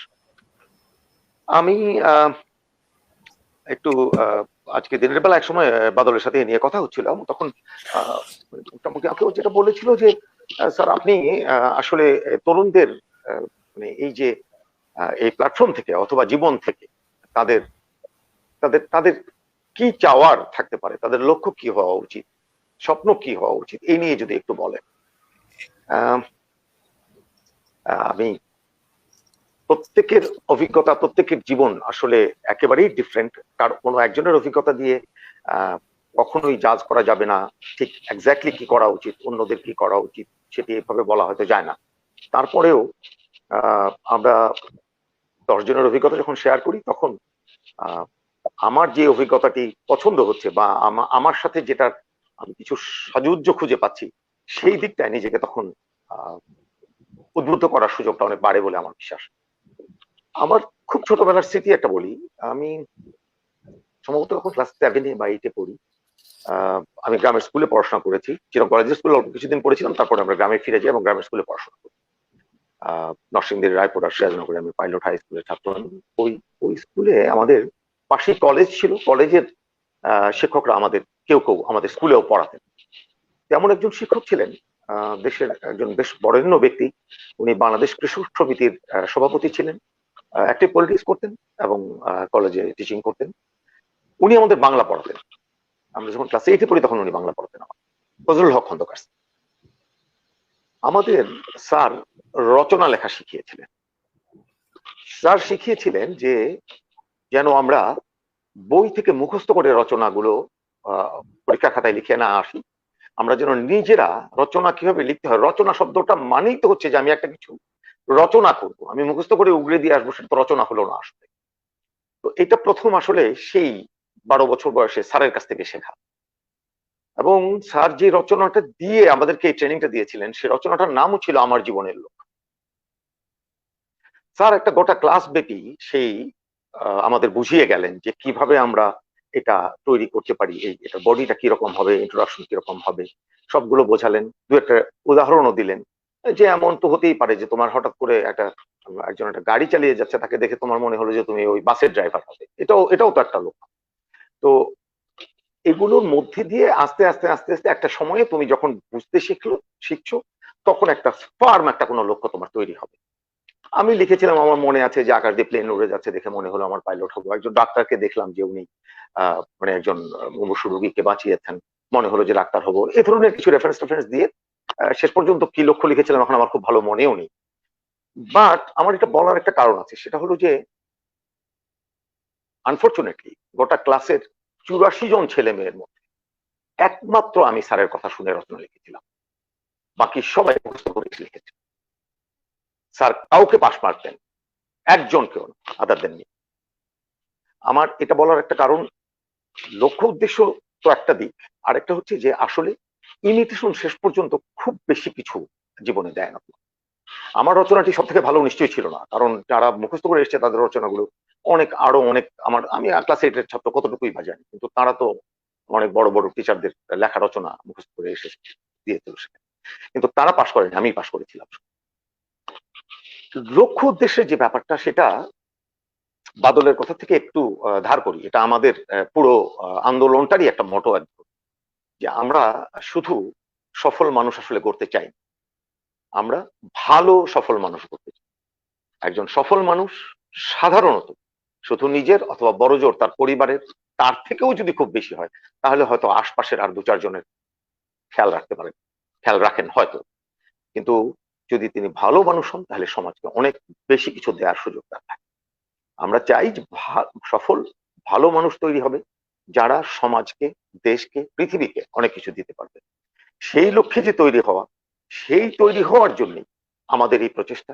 এর মাধ্যমে আমরা আমাদের যে তরুণ বন্ধুরা দেখছো এখানে, তাদেরকে বলতে চাই যে শুধু সাফল্যের পেছনে ছুটে সফল হওয়া সবসময় খুব হয়ে ওঠে না। আসলে আমি একটু দুঃখের সাথে একটা কথা বলি, যে আমি যখন লাইব্রেরি গুলোতে আজকাল আমি যাই, দেখতে পাই যে ইয়াং ছেলে মেয়েরা সবাই শুধু গাইড বই নিয়ে পড়ে। ওই গাইড বইয়ের জ্ঞানটুকু তুমি একটু অন্যভাবে ভাবো প্লিজ। আমরা যদি সংখ্যা নিয়ে কথা বলি, 1000 জন যদি এরকম পড়াশোনা করছে, তার মধ্যে শেষ পর্যন্ত আসলে বিসিএস এ কোয়ালিফাই করে 1 জন 2 জন 4 জন, তো বাকি 996 জন 999 জন কি করবে? তুমি যদি লক্ষ্যটা করে ফেলো শুধু যে তুমি ইউনিভার্সিটিতে ভর্তি হওয়ার পরে তুমি গাইড বই পড়তে থাকবে আর তারপরে একসময় বিসিএস পরীক্ষা দিবে, দিয়ে বিসিএস অফিসার হবে, হয়তো এর মধ্যেও কেউ কেউ বিসিএস অফিসার নিশ্চয়ই হবে, না হলে এই সিস্টেমটা থাকতো না। কিন্তু এই গাইড বই, একদম শুধু গাইড বই না পড়েও অনেকে বিসিএস হয়, এটা হচ্ছে 1। আর 2, এই গাইড বই পড়েও একটা বিশাল সংখ্যক ছেলে মেয়ে বিসিএস হয় না, খুব বড় কিছু হয় না। আমি তোমাদেরকে একটু ছোট্ট একটা পরামর্শ দিয়ে, আমার ধারণা যে আমার সময় বোধহয় আরো একটু আছে, কিন্তু আমি খুব লম্বা করতে চাচ্ছি না। পরে সুযোগ হলে হয়তো অন্য কারো কথা প্রেক্ষিতে যদি কিছু বলতে চাই তাহলে বলবো, না হলে আজকের মতো এটুকুই। তোমাদের সাথে আমার আরো দেখা হবে আমি নিশ্চিত। আমি বলতে চাচ্ছি যে একটু আলাদা হওয়ার চেষ্টা করো। সবাই মিলে গাইড বই পড়ছে, তুমিও গাইড বই পড়ছো, তুমি গিয়ে খাতায় যখন লিখছো, পরীক্ষক তোমাকে বেশি নাম্বার কেন দেবে? তুমি সব মুখস্থ করেছো, এরকম সব মুখস্থ করেছে আরো 100 জন, পরীক্ষক কাকে বেশি নাম্বার দেবে? ওই আলাদা হওয়ার চেষ্টাটা খুব জরুরি। একটু চেষ্টা করবো আমরা এখানে তোমাদেরকে ওই আলাদা হওয়াটা শেখানো। আর সেই আলাদা হওয়ার জন্য একটা সহজ রাস্তা আমি শিখিয়ে দিই। পেপার পড়ো নিয়মিত, ইংরেজি পেপার বিশেষ করে, তার থেকেও বেশি একটু ইন্টারন্যাশনাল নিউজ ম্যাগাজিন গুলি পড়ো। অনেক কষ্ট করে পড়তাম, অনেক কষ্ট করে, কোনো কিছু অ্যাভেলেবল ছিল না আজ থেকে 40 বছর। 3 মাইল হেঁটে লাইব্রেরিতে গিয়ে তারপরে পড়ার চেষ্টা করতে হবে। তোমাদের তো হাতের মুঠোয় সবকিছু আছে, just a click away. International news magazine গুলো পড়ো, একটু ধ্রুপদী সাহিত্য পড়ো, এই ইনভেস্টমেন্ট গুলো বৃথা যায় না। এই জিনিসগুলো তোমাকে একটু আলাদা করবে। তুমি যখন একটা কিছু লিখবে, ছোট্ট একটা রেফারেন্স দেবে যেটা থেকে পরীক্ষক বুঝে নেবেন যে এই পুরো রান অফ দ্য মিল নয়, একটু আলাদা। ওই আলাদাটাকেই কিন্তু পরীক্ষকরা খোঁজেন আসলে। আমি বিসিএস এ রচনা লিখেছিলাম বাংলা সাহিত্যে স্বদেশ প্রেম সম্পর্কে, বাংলা কাব্য অথবা সাহিত্য, আমি মনে করতে পারছি। আমি নিজে সাহিত্যের ছাত্র নই, কিন্তু সবসময় রচনা লেখার ব্যাপারে আমার একটা খুব ওই যে ফজলুল খন্দকার স্যার ঢুকিয়ে দিয়েছিলেন। আমি ক্লাস 8 এর স্কলারশিপ পরীক্ষায় ইংরেজি রচনা লিখেছিলাম, if I was the dictator of Pakistan. অবিশ্বাস্য, এটা কোন পরীক্ষকের মাথায় এসেছিল যে 8 এর বাচ্চাদেরকে এই রচনা লিখতে দেয়া যায়, আমি জানি না। এবং আমি হয়তো একমাত্র পাগল ছিলাম যে এই রচনা লিখে দিয়ে এসেছিলাম। এবং যে টিচার আমাদেরকে এই পরীক্ষা দেওয়ার জন্য নিয়ে এসেছিলেন নারায়ণগঞ্জ, আমার বাড়ি নরসিংদীর রায়পুরায়, অনেক দূর নারায়ণগঞ্জে তখন পরীক্ষা হতো, উনি ফিরে গিয়ে স্কুলের হেডমাস্টারের কাছে রিপোর্ট করলেন যে বাকিগুলো স্কলারশিপ পাবে না কারণ ওগুলো কিছু জানে না, আর ও স্কলারশিপ পাবে না কারণ ও বেশি জানে। তো স্যারের কথা সত্যি হয়নি, আমি স্কলারশিপ পেয়েছি এবং বাকিদের মধ্যে অন্তত আরেকজন পেয়েছিল। আমি যেটা বলতে চাচ্ছি ওই যে আলাদা হওয়ার জায়গাটা, বিসিএস এর রচনাতেও আমার এর থেকে আরো ভালো জানা অন্য টপিক ছিল, কিন্তু আমার মনে হলো যে এটা একটু ডিফারেন্ট, আমি দেখি এটা তো লিখতে পারবো কিনা। আমি চট করে একটু কিছুক্ষণ বসে বসে চিন্তা করলাম, আমি কি কিছু রেফারেন্স মনে করতে পারছি, আমার কি কিছু কবিতার লাইন মনে আছে, দু চারটা গানের লাইন মনে আছে, আমি কি উদ্ধৃতিগুলো দিতে পারবো। যখন মাথায় আসলো জিনিসগুলো যে হ্যাঁ কিছু কিছু লাইন আমার মনে আছে, তখন আমি ওটা লেখা শুরু করলাম। কোনোদিন এ সম্পর্কে আমার আলাদা করে কিছু জানা ছিল না, কোনো লেখালেখি ছিল না, রচনা লিখে দিয়ে আসলাম। মাশাআল্লাহ ভালোই লিখলাম, খুব ভালো রেজাল্ট করে বিসিএস পাস করেছি, মেধা তালিকার অনেক উপরের দিকেই ছিল। সো আমি আমি আমি আমি নিজের কথা বলার জন্য এই কথাগুলো বলছি, আমি মাপিয়ে নিচ্ছি যদি কোনো ধরনের কমান্ড এখানে প্রকাশিত হয়ে থাকে। আমি শুধু বলতে চাচ্ছি যে একটু আলাদা হওয়ার চেষ্টাটা লাগবে সবার মধ্যে, সবাইকে কি করে একটু আলাদা হওয়া যায় সেই চেষ্টাটুকু করতে বলি, শুধু গাইড মুখস্থর মধ্যে নিজেদের সীমাবদ্ধ রেখো না। এন্টারপ্রেনিয়রদের জন্য কি করতে হবে সেটা এন্টারপ্রেনিয়ররা আছেন তারা বলবেন, শিক্ষাবিদরা আছেন তারাও নিশ্চয়ই অন্য ধরনের আরো পরামর্শ দেবেন। আমার দিক থেকে আমার নিজের ব্যক্তিগত কিছু অভিজ্ঞতা তোমাদের সাথে শেয়ার করলাম, এবং যেমনটি বলেছি যে তোমাদের সাথে নিশ্চয়ই আগামীতে আবারও দেখা হবে। ধন্যবাদ সবাই। গুরুত্বপূর্ণ মূল্যবান বক্তব্য শুনলাম। আপনি এই সুযোগে স্যার স্মৃতিচারণ করেছেন আপনার পরীক্ষার খাতায়। আমরা আরো একদিন আপনাকে নিয়ে এসে শুনবো আপনি দীক্ষিত হতে পেরেছিলেন কিনা শেষ পর্যন্ত, পাকিস্তানের না হোক, আমরা চিন্তা হতে পেরেছিলেন কিনা সেটা শুনতে চাইবো। আর যারা শুনছেন, আমাদের যারা কেরিয়ার প্রত্যাশী যারা আছেন, ইয়াং জেনারেশন, কেরিয়ার শব্দটা আসলে অনেক ব্যাপ্তিময় একটা শব্দ, এগুলো নিয়ে আমরা আলোচনা করবো। আজকের আলোচনায় আমাদের সম্মানিত অতিথিরা যতটুকু সম্ভব কম সময়ের মধ্যে আলোকপাত করবেন। এরপরেও ধারাবাহিকভাবে আমরা নিয়মিত কথা বলবো, আমাদের সম্মানিত অতিথিদেরকে আবার নিয়ে আসবো। আজকে সময়টা অনেক কম, এরপরেও সবগুলো সেক্টর, বিশেষ করে কিছু গুরুত্বপূর্ণ সেক্টর যেখানে আমাদের অনেক বেশি আগ্রহ আমাদের তরুণ সমাজে, সেই বিষয়ে কথা বলার জন্য আমরা খুবই বাছাই করা কিছু সম্মানিত অতিথিবৃন্দকে আমরা নিয়ে আসছি। যদি অতিথি শব্দের মধ্যে আমাদের ওয়াহিদ স্যার খুব আপত্তি করেছেন। এখন আমাদের তরুণদের উদ্দেশ্যে, আমাদের তরুণদের বিশাল একটা অংশ, বাংলাদেশে 40 লক্ষ গ্রাজুয়েট বেকার আছেন, 40 লক্ষ গ্রাজুয়েট বেকার। বাংলাদেশ শুধু নদীমাতৃক দেশ নয়, বাংলাদেশ শুধু সোনালী আঁশের দেশ নয়, এটা বেকারদের দেশ, গ্রাজুয়েট শিক্ষিত বেকারদের দেশ হচ্ছে বাংলাদেশ। এদের একটা বড় অংশ চাকরির পিছনে নয়, নিজে কিছু ক্রিয়েট করতে চায়, নিজে কিছু করা, উদ্যোক্তা হওয়ার মতো বিশাল একটা চ্যালেঞ্জিং জব, এবং সেখানে অনেক বেশি সাকসেসফুল একজন অতিথি আছেন আমাদের সাথে আজকে, তানভীর শাহরিয়ার রিমন স্যার। আমরা এখন আলোচনা শুনবো তানভীর শাহরিয়ার রিমন স্যারের কাছ থেকে। স্যার আমাদেরকে শোনাবেন উদ্যোক্তার চ্যালেঞ্জ, উদ্যোক্তা হওয়ার জন্য কি করণীয়, বা যারা উদ্যোক্তা হতে চাচ্ছেন তারা কিভাবে প্রস্তুতি নিতে পারেন, এই বিষয়ে সময়ের মধ্যে আলোকপাত করবেন আমাদের শ্রদ্ধেয় অতিথি, আমাদের শ্রদ্ধেয় মেহমান আজকে তানভীর শাহরিয়ার রিমন স্যার। জি, অনেক ধন্যবাদ ওবায়দ ভাই। পাশাপাশি ধন্যবাদ আমার অত্যন্ত শ্রদ্ধেয় বাদল ভাইকে, অসাধারণ একটা platform march forward for free coaching for BCS and others. আরো সম্মানিত যারা অতিথি আছেন, যারা শুনছেন, সবাইকে আসসালামু আলাইকুম। আসলে আমি একদম খুবই অল্প সময়ের জন্য হয়তো কথা বলতে পারবো। সো আপনি এত বড় একটা বিষয় নিয়ে কথা বলতে আমাকে বলেছেন, যেটা 2-3 মিনিটের মধ্যে আসলে কভার করা খুবই ডিফিকাল্ট। আরেকদিন সময় নিয়ে আসবো, বাট একটা জিনিস বলছি যে খুবই সময় উপযোগী একটা পদক্ষেপ নিয়েছেন আমাদের প্রিয় বাদল ভাই। বাদল ভাইয়ের প্রতি এবং বাদল ভাইয়ের পুরো টিমের প্রতি কৃতজ্ঞতা আমাকে আজকের অনুষ্ঠানে আমন্ত্রণ জানানোর জন্য। এবং আমি এইটুকু বলতে চাই, বাদল ভাই is a brother, is a mentor. উনি যখন যেখানে যে প্রয়োজনে ডাকবেন, আমি একজন ক্ষুদ্র মানুষ, চেষ্টা করবো বাদল ভাইয়ের পাশে থাকার জন্য, ইনিশিয়েটিভের পাশে থাকার জন্য।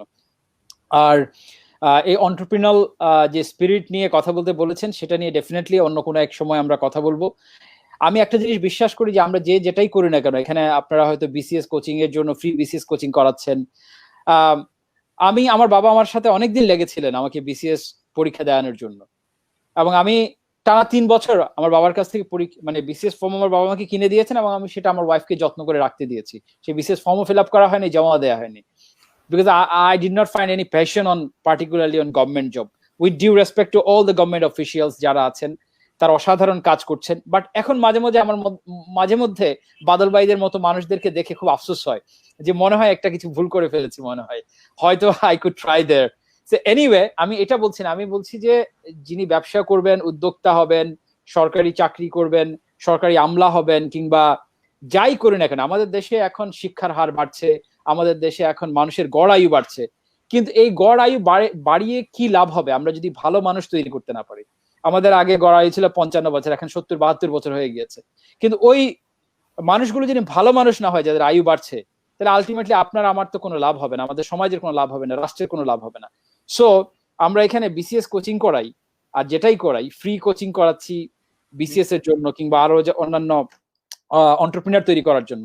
সবার আগে আমার মনে হয় আমাদের ভ্যালুস শেখানো দরকার মানুষকে, যে ভ্যালুস গুলোর কারণে একটা মানুষ ভালো মানুষ হিসেবে, সেটা বিসিএস ক্যাডারই হোক, একজন উদ্যোক্তাই হোক, একটা বেসরকারি চাকরিজীবী হোক, যেটাই হোক না কেন, সবার আগে তার মানদণ্ড হওয়া উচিত সেজন্য একটা ভালো মানুষ হয়।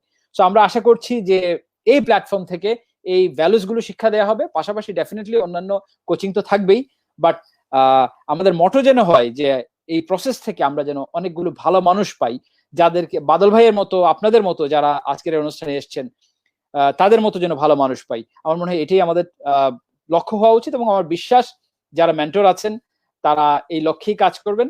আমি একজন ক্ষুদ্র মানুষ হিসেবে যতটুকু সম্ভব চেষ্টা করব পাশে থেকে সহযোগিতা করার। আপনাদের সবাইকে আবার অনেক অনেক ধন্যবাদ এবং কৃতজ্ঞতা আমাকে আমন্ত্রণ জানানোর জন্য। Thank you once again.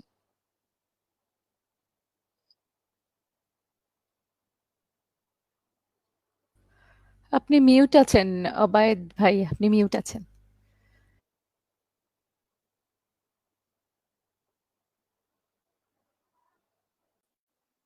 Obaid, আপনি নিজকে মিউট করে রেখেছেন।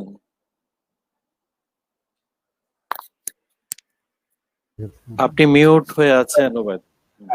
স্যার শোনা যাচ্ছে? আমার ভয়েস শোনা যাচ্ছে? আচ্ছা, ঠিক আছে, thank you sir. Tanvir Shahriar Rimon sir, তার একটু অনেক আগেই থেকেই উনি বলছিলেন আমার একটু অন্য একটা শিডিউল আছে, তার চলে যেতে হলো। আমরা আশা করি পরবর্তীতে তাকে একটা পূর্ণ সেশনে পাবো ইনশাল্লাহ। অন্যান্য সম্মানিত অতিথিদেরকেও আমরা আশা করি দীর্ঘ সময় নিয়ে একটা কমপ্লিট কথাবার্তা বক্তব্য রেখে আমাদের ইয়াং জেনারেশনকে উদ্দীপ্ত করতে পারে মতো করে আমরা তাদেরকে ইনভাইট করব।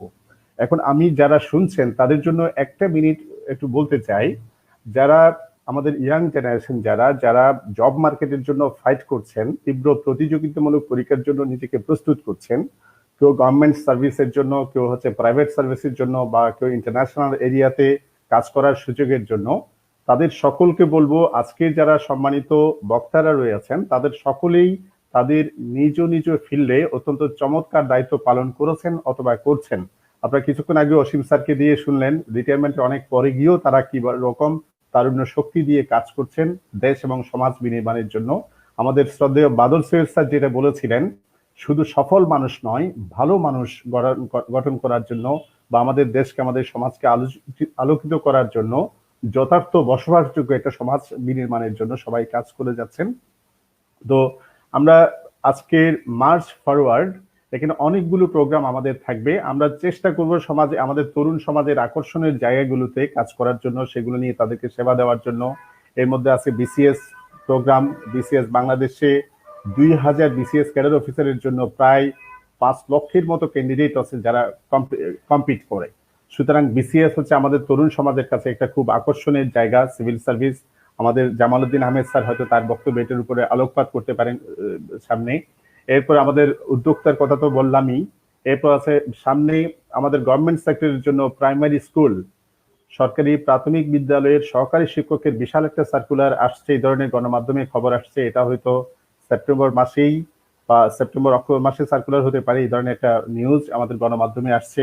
এরপর ব্যাংক জব, সারা বছরই বাংলাদেশের সরকারি বেসরকারি অনেকগুলো ব্যাংক আছে, প্রায় 7টার মতো ব্যাংক সরকারি বেসরকারি মিলে। এই ব্যাংকগুলোতেও সারা বছর লোক নিয়োগের একটা প্রক্রিয়া চলমান থাকে। এরপর আছে বিভিন্ন স্কুল কলেজের জন্য, বিশেষ করে বেসরকারি স্কুল কলেজের জন্য শিক্ষক নিবন্ধন পরীক্ষা, এনটিআরসি এক্সামিনেশন যেটাকে আমরা বলি। শিক্ষক নিবন্ধনের মাধ্যমে অনেক শিক্ষককে নিয়োগের জন্য বেসরকারি শিক্ষা প্রতিষ্ঠানগুলোতে একটা কার্যক্রম চলে। সেই বিষয়গুলো আমাদের মাথায় আছে। আমরা আশা করি আমাদের সম্মানিত অতিথির বক্তব্যের মধ্যে এটা আসবে। অতিথির বক্তব্যের পরেও আমরা এই বিষয়গুলো নিয়ে আমরা সামান্য আজকে শেয়ার করার জন্য আমাদের আশা আছে, আমরা সেটা করব। আমরা এখন বক্তব্য শুনবো আমাদের শ্রদ্ধেয় শিক্ষক professor doctor Nazia Chowdhury. Professor doctor Nazia Chowdhury আমাদের Shahjalal university of science and টেকনোলজির ফিজিক্স ডিপার্টমেন্টের সম্মানিত চেয়ারপারসন। ম্যাডাম কি আমাকে শুনতে পাচ্ছেন? জি জি শুনতে হ্যাঁ, পাচ্ছি। নাজিয়া ম্যাডাম, আমাকে শোনা আপনি যাচ্ছে? কথা বলবেন প্লিজ। আচ্ছা, ধন্যবাদ ওবায়দুল্লাহ চৌধুরী। আম, আসলে এমন একটি মহৎ কার্যক্রমের সাথে আমাকে সম্পর্কিত করার জন্য আমি কৃতজ্ঞতা জানাই প্রথমেই মার্চ ফরওয়ার্ডের প্রতিষ্ঠাতা শ্রদ্ধেয় বাদল সৈয়দ ভাইকে। আমি মুগ্ধ হয়েছি এই কথায়, আমরা সফল নয় ভালো মানুষ করতে চাই। এখন ভালো মানুষ কারা? আমি মনে করি যাদের মধ্যে সততা আছে, যারা আত্মমর্যাদা সম্পন্ন, দায়িত্বশীল, নিঃস্বার্থ, যারা ভালোবাসতে জানে, যারা বিশ্বাস করতে জানে, যারা অনুপ্রাণিত করতে পারে, তারাই ভালো মানুষ। তারা শুধু ভালো মানুষই নয়, তারা প্রচন্ড শক্তিশালী মানুষও বটে। সত্য বলার সাহস আছে তাদের, তাদের সৎ সাহস আছে। এ সমস্ত গুণাবলী সম্পন্ন মানুষ যেখানে থাকবে সেখানে উন্নতি হবেই। উন্নয়ন মানে আমার কাছে ইট পাথর দিয়ে বাহ্যিক সৌন্দর্য ও অবকাঠামো তৈরি নয়। উন্নয়ন হতে হবে ভিতরে, মানুষের মধ্যে, মনুষ্যত্বে, মানবিকতায়, মানসিকতায় হতে হবে উন্নত। এরপর এর বহিঃপ্রকাশ ঘটলে তবেই বলবো উন্নয়ন। আমার কেন জানি মনে হয় বর্তমানে আমাদের দেশে নীতি নির্ধারণের জায়গাগুলোতে ভালো মানুষের বড্ড অভাব। এসব দেখে মাঝে মাঝে হতাশাগ্রস্ত হয়ে যাই। আমি শ্রদ্ধেয় বাদল সৈয়দ ভাইকে আন্তরিক অভিনন্দন জানাতে চাই যে তিনি দেশের এই পরিস্থিতিতে মানুষ গড়ার একটি ক্ষেত্র তৈরি করেছেন। আমি ব্যক্তিগতভাবে অত্যন্ত আনন্দিত হয়েছি। মার্চ ফরওয়ার্ড একটি চ্যারিটি সংগঠন, একটি আধুনিক দক্ষ প্রজন্ম তৈরিতে এই প্ল্যাটফর্ম বড় ভূমিকা রাখবে বলে আমি বিশ্বাস করি। যেহেতু আমি বিশ্ববিদ্যালয়ে আছি, বিশ্ববিদ্যালয়ে এখানে যারা আছেন, ইয়াং জেনারেশন যারা দেখছেন, তারা জানেন যে বিশ্ববিদ্যালয় শুধুমাত্র মানে জ্ঞান বিতরণই করে না, জ্ঞান সৃষ্টিও করে। কাজে জ্ঞান সৃষ্টি মানে হচ্ছে গবেষণা করা। তো গবেষণার একটা বিশাল বিষয় আছে। যেমন আমি যখন রাজশাহী কলেজে পড়াশোনা করেছি, ওখানে আমাদের একজন শিক্ষক ছিলেন অঙ্কের শিক্ষক, গণিতের শিক্ষক। আমি স্যারকে স্মরণ করছি, উনি প্রয়াত অধ্যাপক গৌরাঙ্গদেব রয়। উনি পিএইচডি করেছিলেন, পিএইচডি করা শিক্ষক ছিলেন। তো আমাদের গর্বে বুকটা ভরে যেত যে আমাদের কলেজে একজন পিএইচডি করা শিক্ষক আছেন। অত্যন্ত সুন্দর করে উনি আমাদেরকে পড়াতেন গতিবিদ্যা। তো ইয়াং জেনারেশন যারা আছেন বিভিন্ন জবের মধ্যে, বিসিএস ক্যাডারদের মধ্যেও কলেজেও শিক্ষকতা আছে, বিশ্ববিদ্যালয়ে আছে, এবং বিভিন্ন গবেষণা ক্ষেত্র আছে, যেমন BCS IRA, atomic energy commission, আইসিডিডিআরবিতে। ইউনিভার্সিটি লেভেলে এখন অনেক পোস্ট গ্রাজুয়েট লেভেলে গবেষণা হয়, যেমন মাস্টার্স লেভেলে, পিএইচডি লেভেলে। এবং এখানে যে ফেলোশিপ, গভর্নমেন্ট এখন অনেক ফেলোশিপ দিচ্ছে। বাংলাদেশ গভর্নমেন্ট এডুকেশন মিনিস্ট্রি থেকে আলাদা করে খাত দেয়া থাকে, কারণ একজন পিএইচডি স্টুডেন্ট যখন পিএইচডিতে ভর্তি হয় তখন সে কোন পর্যায়ে হয়, দেখা যায় যে কলেজের শিক্ষক হয়তো জয়েন করেছে, সে এসে পিএইচডিতে ভর্তি হচ্ছেন, এরকম। কাজে ওই বয়সটায় দেখা যায় যে একটা সংসার আছে, বাচ্চা আছে, সংসার আছে। কাজেই একটা যে ফেলোশিপের যে মানিটা, সেটাও গভর্নমেন্ট এখন দিয়ে দেয়। এবং ওটা আমরা যখন রিসার্চ প্রপোজাল লিখি, আমাদের কিন্তু ওই খাতটা রাখতে হয়, এবং সেটার একটা বড় সুযোগ আছে। এবং বাইরে যদি যেতে হয়, সেখানে একটা প্রফিসিয়েন্সি লাগে যদি ইংলিশ স্পিকিং কান্ট্রিতে যাওয়া হয়, সেটা হচ্ছে ইংলিশ ল্যাঙ্গুয়েজ প্রফিসিয়েন্সি স্কিলস। সেটার জন্য জিআরই, টোয়েফল, আইএলস এগুলো দেওয়া লাগে। কোনো কোনো দেশে অবশ্য ইংলিশ লাগে না, ইউরোপিয়ান কান্ট্রি যেমন জার্মানিতে। এটা আরেকটা বিষয়, আমি জাস্ট খুব দ্রুতই বলছি, আমাদের অনেক সময়ে আসলে অনেক রাত হয়ে গেছে, খুব বেশি সময় নিব না। আমি মেয়েদেরকে একটুখানি এনকারেজ কথা বলতে চাচ্ছি যে আনএমপ্লয়মেন্ট রেট আসলে ছেলেদের চাইতে মেয়েদের অনেক বেশি। ইউনিভার্সিটি লেভেলে দেখা যায় যে মেয়েরা যখন পড়াশোনাটা শেষ করে, তারা অনেক আগ্রহ নেয়, অনেক স্বপ্ন নিয়ে পড়াশোনা শেষ করে তারপরে চাকরিতেও ঢুকে যায়। তারপর দেখা যায় যে একটা একটা সংসার, ছেলে মেয়ে সবকিছু নিয়ে তারা কিছুটা পিছিয়ে যায়। আবার যখন জয়েন করে চাকরিতে, তখন দেখা যায় যে তাদের দক্ষতার ক্ষেত্রে একটুখানি পিছিয়ে গেছে। কিন্তু এইটা নিয়ে মানে থাকলে হবে না। বুদ্ধিমত্তার সাথে কিভাবে করে দুটো বিষয়ই একসাথে চালিয়ে নেওয়া যায় সেইটা করতে হবে। কাজেই মেয়েদেরকে আসলে আমার কাছে মনে হয় আরো বেশি পরিশ্রম করতে হবে। আমি আর বেশি কিছু বলছি না, শুধু একটা কথা বলেই স্বামী বিবেকানন্দের একটা কথা বলে আমি শেষ করছি: ওঠো জাগো, যতদিন না লক্ষ্যে পৌঁছেছো, থেমো না। ধন্যবাদ, ধন্যবাদ প্রফেসর নাজিয়া চৌধুরী ম্যাডামকে। উনি আমাদেরকে খুব সুন্দর গুছিয়ে অল্প কথায় সুন্দর বক্তব্য রেখেছেন। উনি বলেছেন থেমো না। আমাদের বাদল সৈয়দ স্যার আমাদেরকে বলেছেন মার্চ ফরওয়ার্ড। উনি এটা দেখে দিয়েছেন, পড়ে গেলেও সামনে দৌড়াতে হবে, পড়ে গেলেও সেখান থেকে আবার সামনে মার্চ করা শুরু করতে হবে। এই বক্তব্য স্বামী বিবেকানন্দের রেফারেন্স দিয়ে আমাদের শ্রদ্ধেয় নাজিয়া চৌধুরী ম্যাডামও বলেছেন। ম্যাডাম, আপনাকে অনেক ধন্যবাদ। প্রিয় দর্শক শ্রোতা যারা শুনছেন আজকের আমাদের প্রোগ্রাম, এতগুলো সম্মানিত অসাধারণ বক্তা এবং ভালো মানুষ, ভালো প্রফেশনালসকে একসাথে আমরা আজকে এখানে হাজির করেছি। আপনারা শুনুন, আমাদের সাথে থাকুন। পাশাপাশি আপনাদের জন্য একটু বলে দিতে চাই, আমাদের সম্মানিত সব অতিথি কিন্তু স্ক্রিনে আছেন, আমাদের সাথে আছেন, তারা আমাদের বক্তব্য শুনছেন এবং আপনারা যে মেসেজগুলো দিচ্ছেন আমাদেরকে ইনবক্সে, আমাদের ফেসবুক লাইভে যে মেসেজগুলো দিচ্ছেন সেগুলো আমরা পড়ছি। আমরা আপনাদেরকে ধন্যবাদ জানাচ্ছি যারা আমাদেরকে উচ্ছ্বাস ভরা শব্দমালা দিয়ে এগিয়ে যাওয়ার জন্য প্রেরণা যোগাচ্ছেন, শক্তি যোগাচ্ছেন, সাথে থাকার প্রতিশ্রুতি দিচ্ছেন, তাদের সবাইকে ধন্যবাদ জানাই। আমি আবারও একটু বলে রাখি, আমাকে কয়েকজন টেক্সট করেছেন শ্রদ্ধেয় বাদল সৈয়দ স্যারের যে বক্তব্য, আমাদের কিনোট স্পিচ যেটা ছিল সেটা অনেকে মিস করেছেন ঢোকার সময় একটি দেরি হওয়ার কারণে। আপনাদেরকে আশ্বস্ত করতে চাই, আমাদের শেষের দিকে বাদল সৈয়দ স্যার আবার কিছুক্ষণ আপনাদের উদ্দেশ্যে কথা বলবেন। আমি আশা করছি বাদল সৈয়দ স্যার আমাদের সাথে আছেন, উনি শেষের দিকে আমাদের সাথে আবার যুক্ত হবেন। তার সে অসাধারণ স্পিরিটেড বক্তব্য শোনার জন্য যারা মুখিয়ে আছেন, যারা অপেক্ষা করছেন, যারা হতাশ হয়েছেন আগে শুনতে পান নাই, প্লিজ প্লিজ তারা একটু অপেক্ষা করুন। পাশাপাশি বাদল সৈয়দ স্যার, আমাদের শ্রদ্ধেয় জামাল উদ্দিন আহমেদ স্যার, আমাদের নাজিয়া ম্যাডাম, আমাদের সাথে আছেন হচ্ছেন professor Imran bin Yunus, professor doctor Imran bin Yunus, আমাদের চট্টগ্রাম মেডিকেল কলেজের সম্মানিত এক্স প্রিন্সিপাল প্রফেসর। স্যার কথা বলবেন একটু পরেই। আমরা মাহফুজুল হক ভাই আছেন আমাদের লাইনে আছেন? মাহফুজুল হক ভাই, মাহফুজ ভাই, হ্যাঁ মাহফুজুল হক, তার সম্পর্কে একটু বলি। স্যার হচ্ছেন আমাদের একজন অত্যন্ত সফল এবং ভালো মানুষ উদ্যোক্তা। আমরা আগেই বলেছি শুধু সফল চাই না, আমরা সফলতার পাশাপাশি ভালো মানুষ চাই।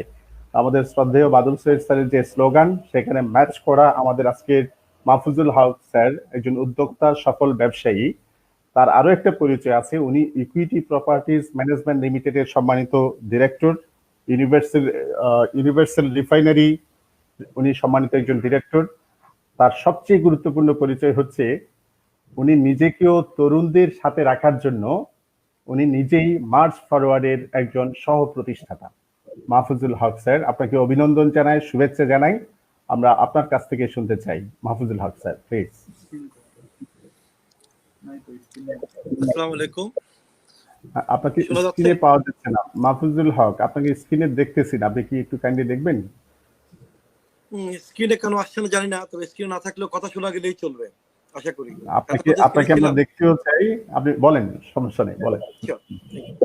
বিসমিল্লাহির রহমানির রহিম। ধন্যবাদ ওবায়দ ভাই, সম্মানিত উপস্থিতি জনাব অসীম কুমার রায়, ওয়াহিদ হোসেন সাহেব, জামাল উদ্দিন সাহেব, প্রফেসর ইমরান বিন ইউনুস, ডক্টর নাজিয়া চৌধুরী, অনুজু প্রতিম তানভীর ছিল, চলে গেছে এখন, এবং লক্ষ লক্ষ স্বপ্নের 10টা বাদল সৈয়দ আর হাজার হাজার অংশগ্রহণকারী, তাদেরকে উদ্দেশ্যে আমাকে কিছু বলতে দেওয়ার জন্য ধন্যবাদ। আমি যেটা বলতে চাই, স্বভাবজাত ভাবেই পৃথিবীর সব মানুষই নিজস্ব প্রফেশন বা ব্যবসা বাণিজ্যের পাশাপাশি জনসেবা করতে চায়। অন্তর্নিহিত কারণ বিভিন্ন থাকলেও আসল উদ্দেশ্য থাকে মানবতা এবং দায়বদ্ধতা। আমিও এক সাধারণ মানুষের মতোই, এর বাইরে নই। মানুষ খোঁজে আস্থাশীল উদ্যোগ ও নির্ভরযোগ্য নেতৃত্ব। এখানে উপস্থিত সবাই দীর্ঘদিন ধরে ভালো কাজ করার সাথে সাথে সাথে ওতপ্রোতভাবে জড়িত। এখানে সবাই ঘরের মোষকে বনের মোষ তাড়ান, এ ধরনের লোকেরই আজকে সমাবেশ হয়েছে। আজকে যে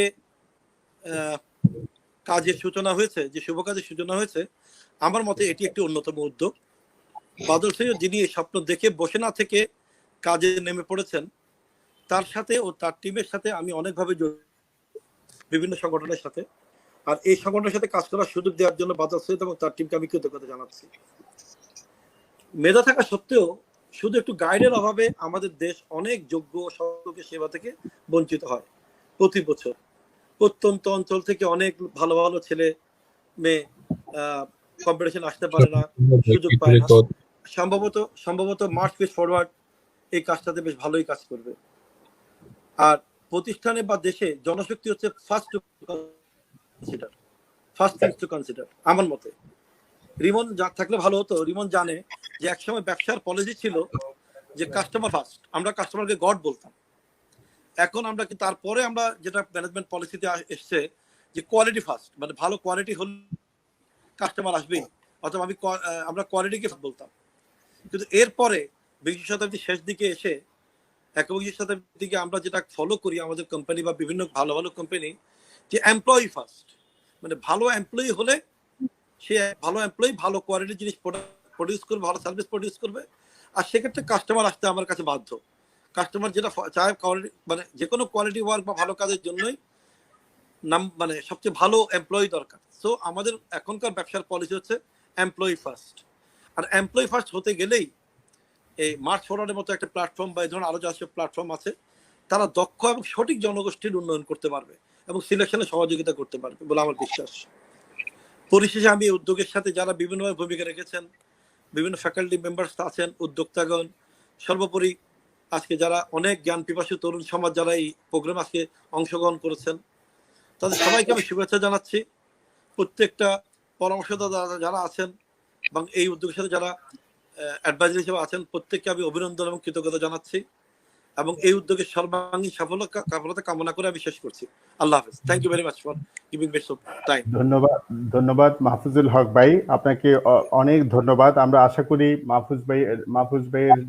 মাহফুজুল হক ভাইয়ের যে উদ্যোগগুলো এবং তার যে সফলতার কাহিনী, এগুলো শোনার জন্য আমরা আলাদা করে কোনো একদিন একটা সেশন করতে পারবো। তার কাছ থেকে অনেক সফলতার এবং কাজ করার যোগ্যতা সম্পর্কে আমাদের তরুণ সমাজ যাতে উদ্বুদ্ধ হতে পারে। আপনাকে আবারও ধন্যবাদ জানাচ্ছি মাহফুজুল হক স্যার। এখন আমাদের সাথে যোগ দিবেন, আমাদের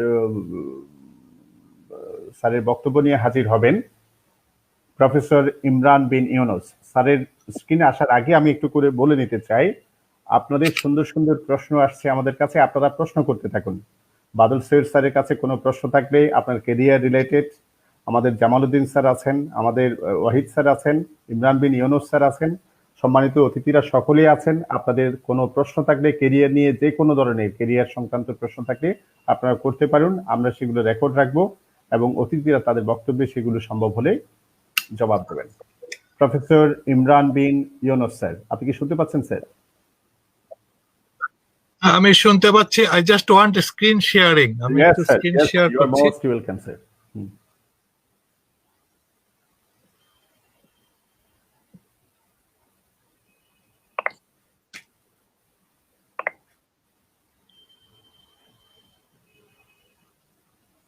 যাচ্ছে sir screen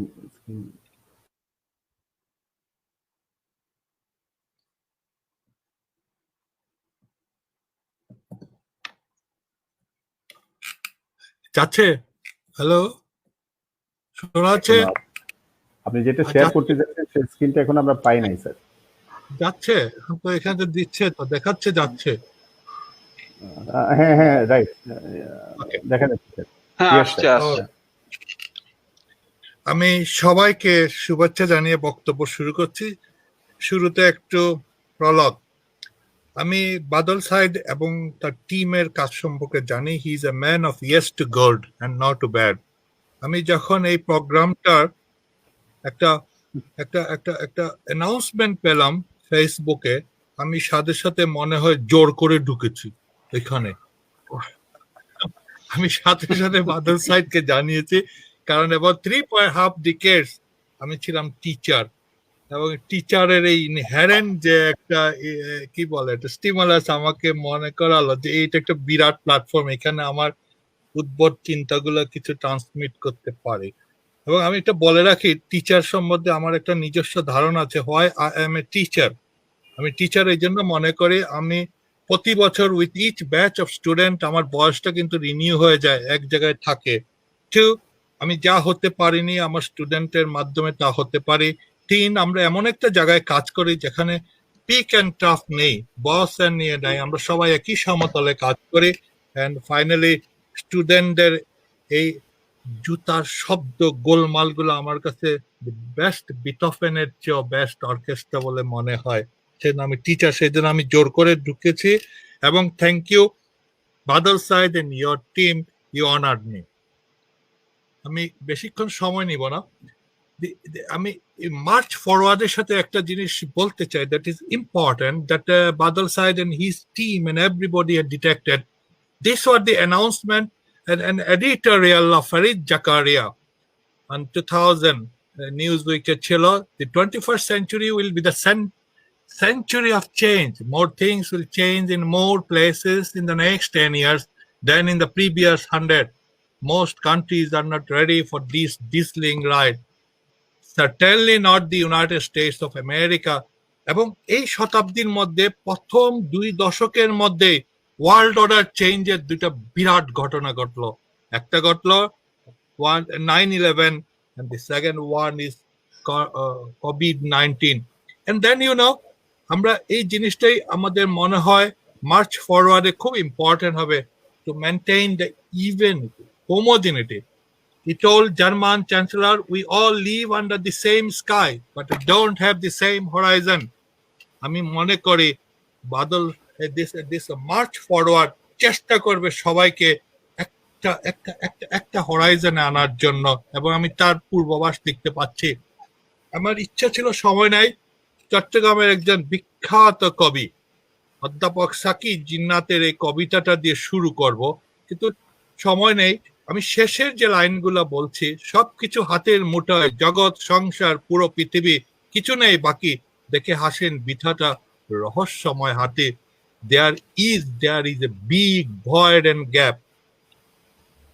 So, as per Dr. Christian Barnard, life is the celebration of living, and we need to arrange all the factors in a line to make it what the living.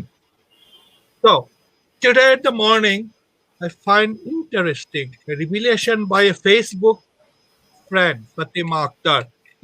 Told why no Newton in my country, because GPA 5 is the indicator.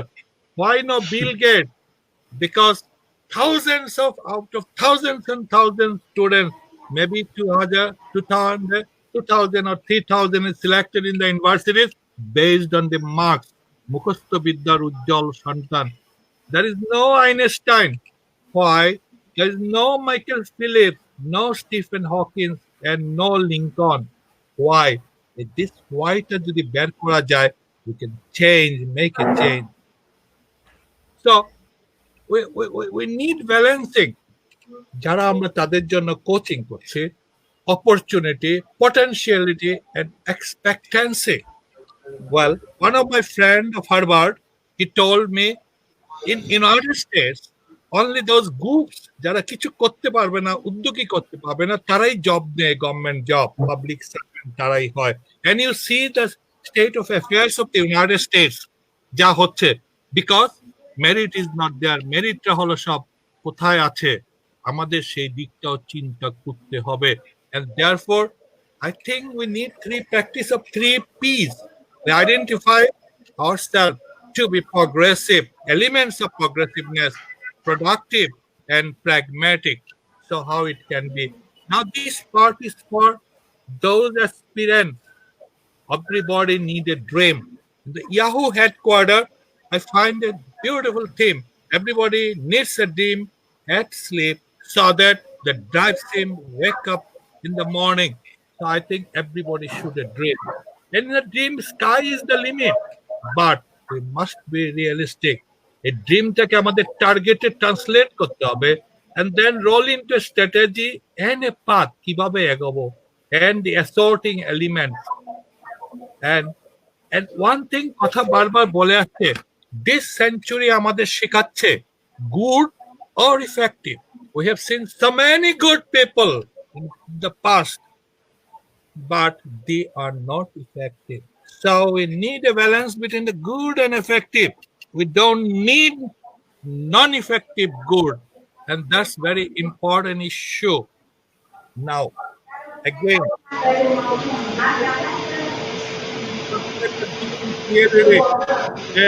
it's something like that of RGP. Three.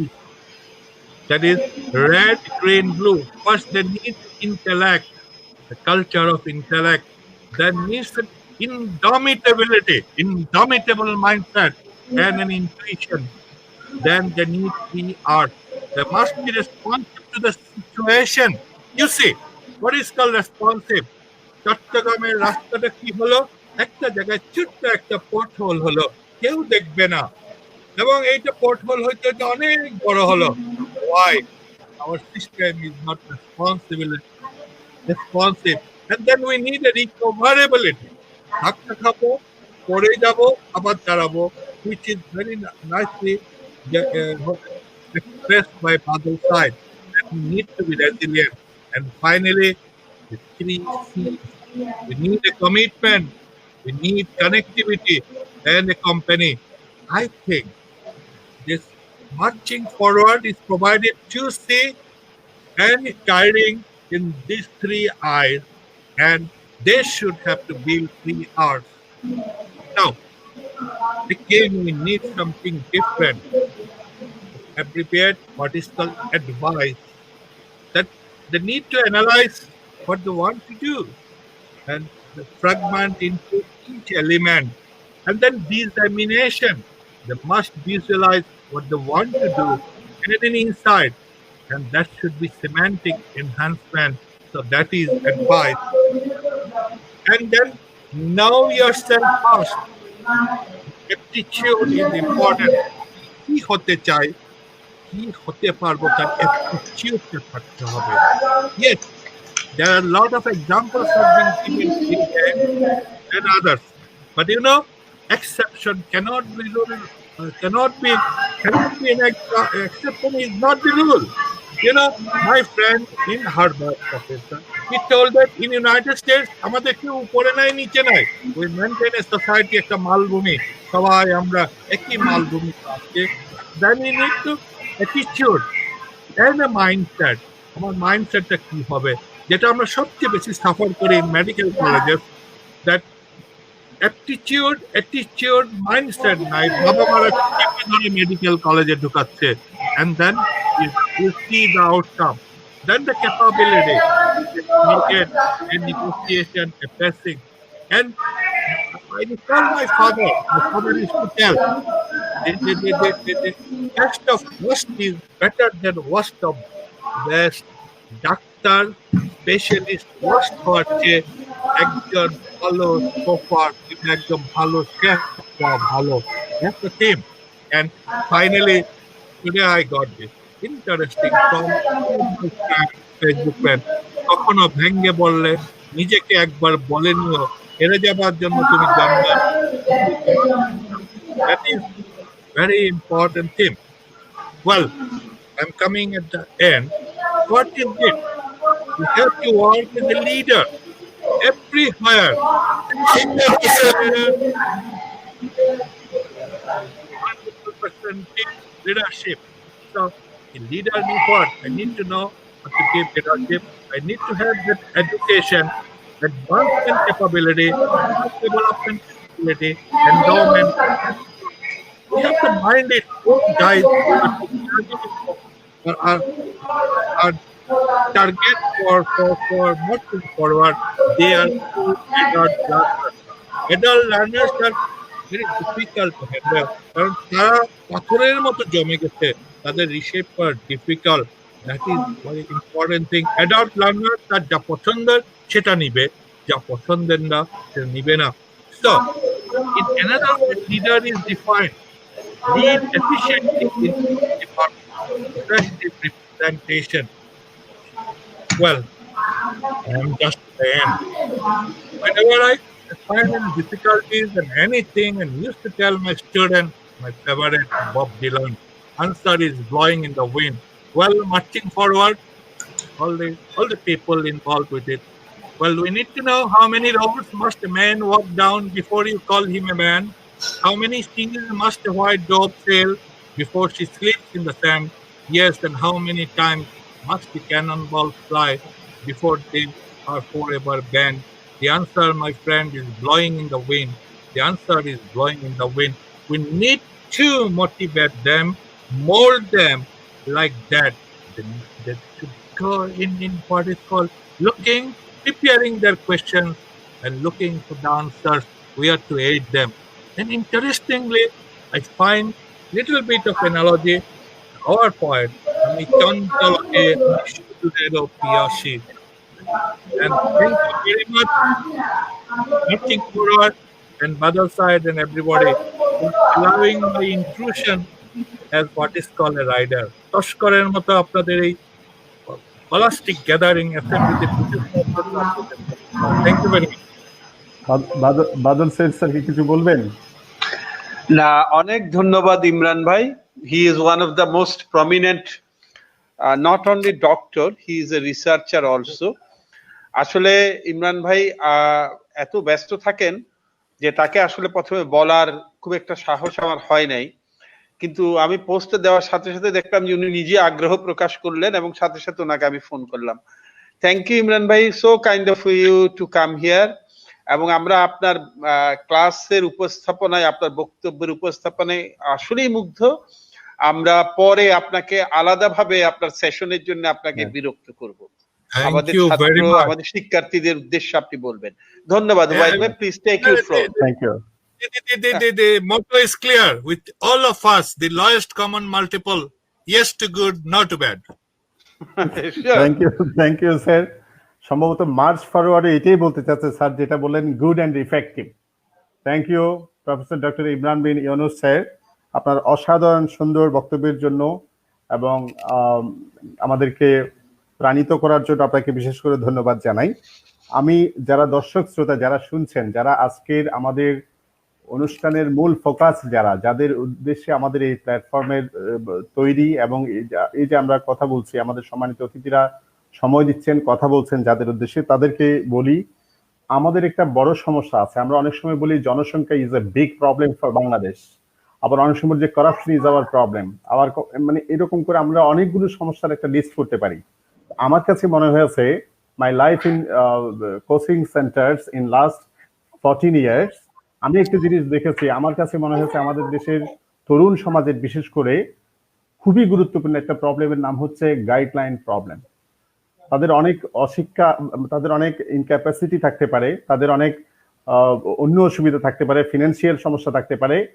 একইভাবে damaging, একইভাবে খুবই আশঙ্কার একটা বিষয় হচ্ছে guideline প্রবলেমটা হচ্ছে আমাদের সমাজে অনেক বেশি। আমার মনে হয় March forward, free coaching for BCS and others, এই প্ল্যাটফর্মটি একটা গাইডলাইন, যেটা বাদল সৈয়দ স্যার তার কিনোট স্পিচেও বলেছেন, সেটা হচ্ছে আমরা মানবিক মূল্যবোধ সম্পন্ন, আমরা দেওয়ার জন্য নয়, আমরা নেওয়ার জন্য নয়। উনি খুব বোল্ডলি আশ্বস্ত করেছেন সকলকে। আমার মনে হয় মার্চ ফরওয়ার্ড এই প্ল্যাটফর্মটা ভালো গাইডলাইন দেওয়ার জন্য একটা ভালো প্রতিষ্ঠান হতে পারে। আরেকটা বিষয় আমি একটু বলতে চাই, আমাদের শ্রদ্ধেয় অতিথি এমডি জামাল উদ্দিন আহমেদ স্যার আমাদের সাথে কথা বলবেন, একটু পরেই কথা বলবেন। এর আগে আমি কয়েকটি কথা বলে নিতে চাই। একটা হচ্ছে আমাদের ক্লাস 41তম বিসিএস, আমরা জানি প্রিলিমিনারি সার্কুলার হয়ে গেছে, আমাদের অ্যাপ্লিকেশনের কাজ শেষ, নাও আমরা অপেক্ষা করছি পরীক্ষায় অংশগ্রহণ করার জন্য। এর মধ্যেই গত মার্চ মাস থেকে হঠাৎ করে করোনার হানা আমাদের পড়লো দেশীয় এবং আন্তর্জাতিক বাস্তবতায়। আমাদের অনেক সিস্টেমগুলো আস্তে আস্তে রিওপেন হলেও এখনো পর্যন্ত আমাদের এডুকেশন সিস্টেমটা হচ্ছে এখনো স্থবির অবস্থায় আছে, এখনো নাজুকভাবেই স্থবির অবস্থায় আছে। সুতরাং আমাদের পরীক্ষাগুলো হয় বিসিএস প্রিলিমিনারি পরীক্ষা, প্রায় 4.5 থেকে 5 লক্ষ ক্যান্ডিডেট, এদের পরীক্ষাগুলো হয় মূলত হচ্ছে এডুকেশন সেন্টার্স গুলোতে, যার ফলে এখনো সম্ভাব্য কোনো ডেট আমাদের কাছে নাই। সেক্ষেত্রে 41তম বিসিএস যারা অ্যাপ্লিকেশন করেছেন এবং গত 5-6 মাস বিভিন্ন ধরনের করোনা ইত্যাদি অন্যান্য বিভিন্ন বাস্তবতায় আমরা লেখাপড়া থেকে অনেকটুকু ডিটাচ হয়ে পড়েছিলাম, মানে এটা হচ্ছে সামগ্রিক একটা বিষয়। তো সেক্ষেত্রে তাদেরকে যারা 41তমের জন্য প্রিপারেশন নিচ্ছেন তাদের আগের তো প্রস্তুতি আছেই অনেকের, ওই প্রস্তুতিটাকে ঝালিয়ে নেওয়ার জন্য অথবা যারা প্রস্তুতি বিভিন্ন কারণে নেন নাই তারা যাতে নতুন করে একটা উদ্দীপনার সাথে বিসিএস প্রিপারেশন নিতে পারেন, সেই জন্য 41তম বিসিএস ক্লাস শুরু করার আমাদের পরিকল্পনা আছে। সবকিছু ঠিকঠাক দিয়ে ইনশাআল্লাহ 5 সেপ্টেম্বর, আসছে মাসের 5 সেপ্টেম্বর আমাদের 41তম বিসিএস এর ক্লাস শুরু হবে। আমরা আজকেই আমাদের আফটার দি প্রোগ্রাম আমাদের একটা গুগল ফর্ম যাবে আমাদের পেজে, March forward free coaching for BCS and others, এই পেজে একটা ফর্ম যাবে। সেই ফর্মে আপনারা সবাই ফর্মটা পূরণ করবেন, যেভাবে পূরণ করতে এখানে নির্দেশনা দেওয়া হয়েছে আপনারা এটা পূরণ করবেন। পূরণ করার সাথে সাথে আপনাদের ক্লাসগুলো যারা একেবারে 5 তারিখে কাদের ক্লাস শুরু হবে, ক্লাস টাইম কি হবে ইত্যাদি বিষয়ে আমরা পরবর্তী নির্দেশনা আমাদের পেজে আপনাদের জন্য দেওয়া হবে। আপনারা আমাদের সাথে কানেক্টেড থাকবেন। 41তম বিসিএস পরীক্ষা শুরু করার আমাদের প্ল্যান আছে 15 সেপ্টেম্বর। আমরা 41টা পরীক্ষা নিব, subjective test, review test, model test, subject final এবং ফাইনালি মডেল টেস্ট। 41টা পরীক্ষা, এর প্রথম পরীক্ষা শুরু করার আমাদের প্ল্যান আছে 15 সেপ্টেম্বর, আর ক্লাস শুরুতে আগেই বলেছি 5 সেপ্টেম্বর। এটা গেল 41তম বিসিএস। পাশাপাশি গণমাধ্যমের খবর অনুযায়ী 42তম বিসিএস স্পেশাল হতে যাচ্ছে, এই ধরনের একটা গুঞ্জন বা এই ধরনের একটা কথাবার্তা আমরা শুনতে পাচ্ছি। এটা হচ্ছে আমাদের মাধ্যম হচ্ছে গণমাধ্যমের মাধ্যমে আমরা যতটুকু জেনেছি। তো 42তম বিসিএস ডাক্তার বন্ধুদের জন্য হতে পারে, সেক্ষেত্রে ডাক্তারদের জন্য প্রিপারেশনে যাতে সুযোগ হয় সেজন্য 42তম বিসিএস এর ক্লাসও আমরা আশা করছি উইদিন 15 সেপ্টেম্বর, সেপ্টেম্বরের 15 তারিখের মধ্যে আমরা স্টার্ট করতে পারবো special BCS, specially for physicians, ডক্টরদের জন্য এটা শুরু করা যাবে। আর 43তম বিসিএস আমাদের এখানে যদি একটা 41তম বিসিএস জেনারেল বিসিএস এর জাস্ট পরের বিসিএসটা যেহেতু স্পেশাল বিসিএস হতে যাচ্ছে, আমরা আশা করি যে খুব দ্রুততম সময়ের মধ্যেই 42-এর পরে 43তম বিসিএস জেনারেল বিসিএস এর সার্কুলার হবে। এবং সেই জন্য আমরা আমাদের তরুণ সমাজকে যারা সিভিল সার্ভিসে কাজ করতে চায়, সিভিল সার্ভিসে নিজের ক্যারিয়ারকে সাজাতে চায়, নির্মাণ করতে চায়, তাদের জন্য বলি আমরা সেপ্টেম্বরেরই 15 থেকে 20 তারিখের মধ্যে 43তম বিসিএস এর প্রথম ব্যাচ স্টার্ট করার পরিকল্পনা রাখি। যেহেতু বাদল সাহেব স্যার তার শুরুতেই বলেছেন, আমাদের অনেকগুলো পোস্টগুলো আপনারা দেখবেন আমাদের পেজে গিয়ে। আমরা আমাদের মার্চ ফরওয়ার্ড এর আগে একটা নাম ছিল, নামটা পরিবর্তনের প্রেক্ষাপট আমাদের শ্রদ্ধেয় মোহাম্মদ ওয়াহিদ হোসেন স্যার ব্যাখ্যা করেছেন। এই মেসেজগুলো আপনারা একটু পড়বেন। এখানে একটা পিন পোস্ট দেওয়া আছে বাদল সৈয়দ স্যার ছবি সহ, এটা একটু আপনারা সকলেই পড়বেন। আজকে গুগল ফর্মে যেটা দেওয়া হবে আফটার দিস সেশন, এই প্রোগ্রামের পর, সেটা আপনারা একটু শুরু থেকে শেষ পর্যন্ত ভালো করে দেখবেন, দেখার পরে এটা পূরণ করবেন। আশা করি আমরা খুব দ্রুতই আপনাদেরকে নিয়ে আমাদের পড়ালেখার এই যে অফলাইনে যেটা আমরা করতে পারছি না, ক্লাসরুম, টিচার্স, স্টুডেন্টস যে একটা গ্রুমিং, সেটা আশা করি আমরা অনলাইনের মাধ্যমে আমাদের সাথে অলরেডি যুক্ত হয়ে আছেন একেবারে স্বেচ্ছাশ্রমের ভিত্তিতে ভলান্টারিলি এবং কোনো ধরনের সম্মানী ছাড়াই অসাধারণ কিছু নিবেদিত শিক্ষক যারা অনেক বছর ধরে বিসিএস এর ছেলে মেয়েদেরকে গ্রুমিং করিয়ে আসছেন। এই ধরনের একটা অসাধারণ প্যানেল আমাদের আছে, তাদের মধ্যে আমাদের নিজেদেরও প্রস্তুতি চলছে। এবং আপনাদের জন্য বলে রাখি, আমরা একেবারে শুরু থেকে আমাদের প্রচেষ্টা আছে, শুরুর ক্লাস থেকেই আমরা পিডিএফ ফাইল দিয়ে আপনাদেরকে ক্লাস কন্টেন্ট যেটা, কোর্স ম্যাটেরিয়ালস যেটা, সেটা আমরা যেদিন যে ক্লাস হবে সেই দিনই আমরা কোর্স ম্যাটেরিয়ালস আপনাদেরকে প্রোভাইড করার জন্য প্রচেষ্টা চালাচ্ছি। আশা করি আমরা ইনশাআল্লাহ সফল হব। ক্লাস পরীক্ষা সম্পর্কে এটা বললাম। এখন বিসিএস, এটা নিয়ে অনেক ধরনের, আমি একটা কার্টুন দেখেছিলাম, খুবই সংক্ষেপে বলি। বিল গেটস তার বাবাকে গিয়ে বলছে, বাবা আমি মাইক্রোসফটের প্রধান নির্বাহী হয়ে আছি। ওর বাবা খুব মন খারাপ করে বলল, তুই বিসিএস ক্যাডার হতে পারলি না। মানে এরকম একটা বিষয়, এরকম একটা কার্টুন আমাদের সমাজে ফেসবুক, সোশ্যাল মিডিয়াতে খুব ব্যাপকভাবে ভাইরাল হয়ে আছে।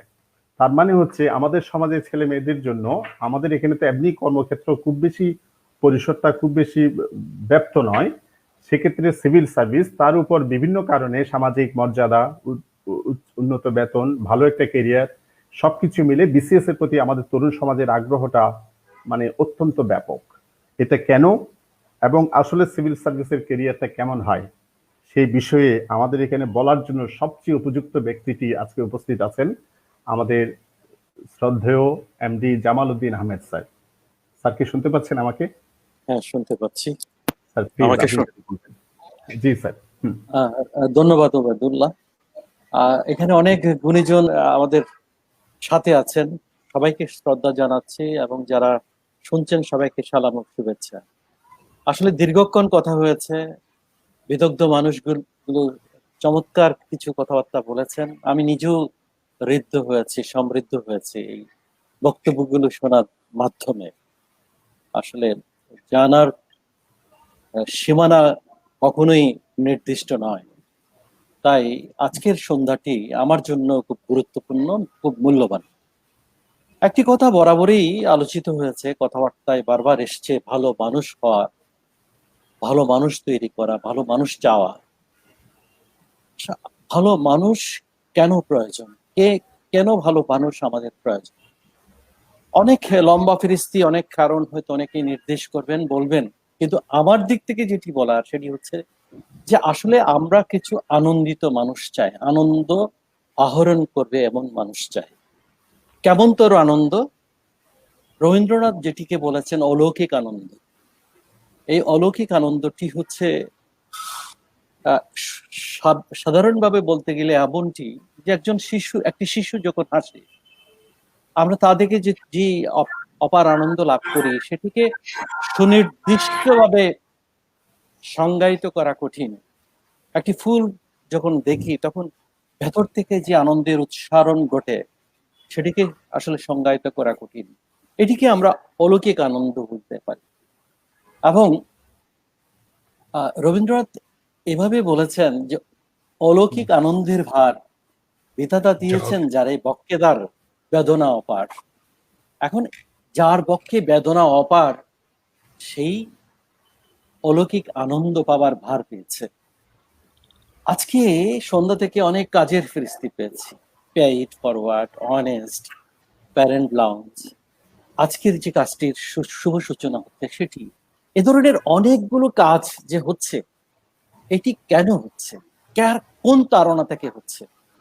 আমার কাছে অনেকের হয়তো যারা করছেন তাদের আরো অনেক ব্যাখ্যা, নিজস্ব ব্যাখ্যা থাকতে পারে, নিজস্ব চিন্তার মানে নানা প্রকাশ থাকতে পারে, কিন্তু আমার কাছে মনে হচ্ছে প্রত্যেকেরই মানে সেই ভারটি পেয়েছেন অলৌকিক আনন্দ পাবার ভার, এবং সেজন্য তাদের বুকের মধ্যে অপার বেদনা আছে। বক্ষে তার বেদনা অপার বলেই যখন একটি মানে একটি ছাত্র বা ছাত্রী যখন তার পড়ালেখায় মানে বাধা মুখোমুখি হচ্ছে, তখন প্যাইড ফরওয়ার্ড সেখানে সামনে এগিয়ে আসছে, অনেস্ট আসছে বিভিন্নভাবে সমর্থন দেওয়ার জন্য। এগুলো সব ওই বেদনা থেকে হচ্ছে, ওই আনন্দ পাবার আগ্রহ থেকে হচ্ছে।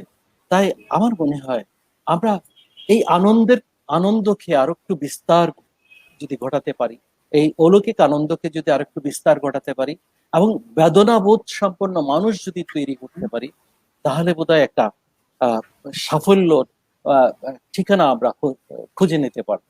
এটি আমার একান্ত ব্যক্তিগত দৃষ্টিভঙ্গি, আমার ব্যক্তিগত কথা।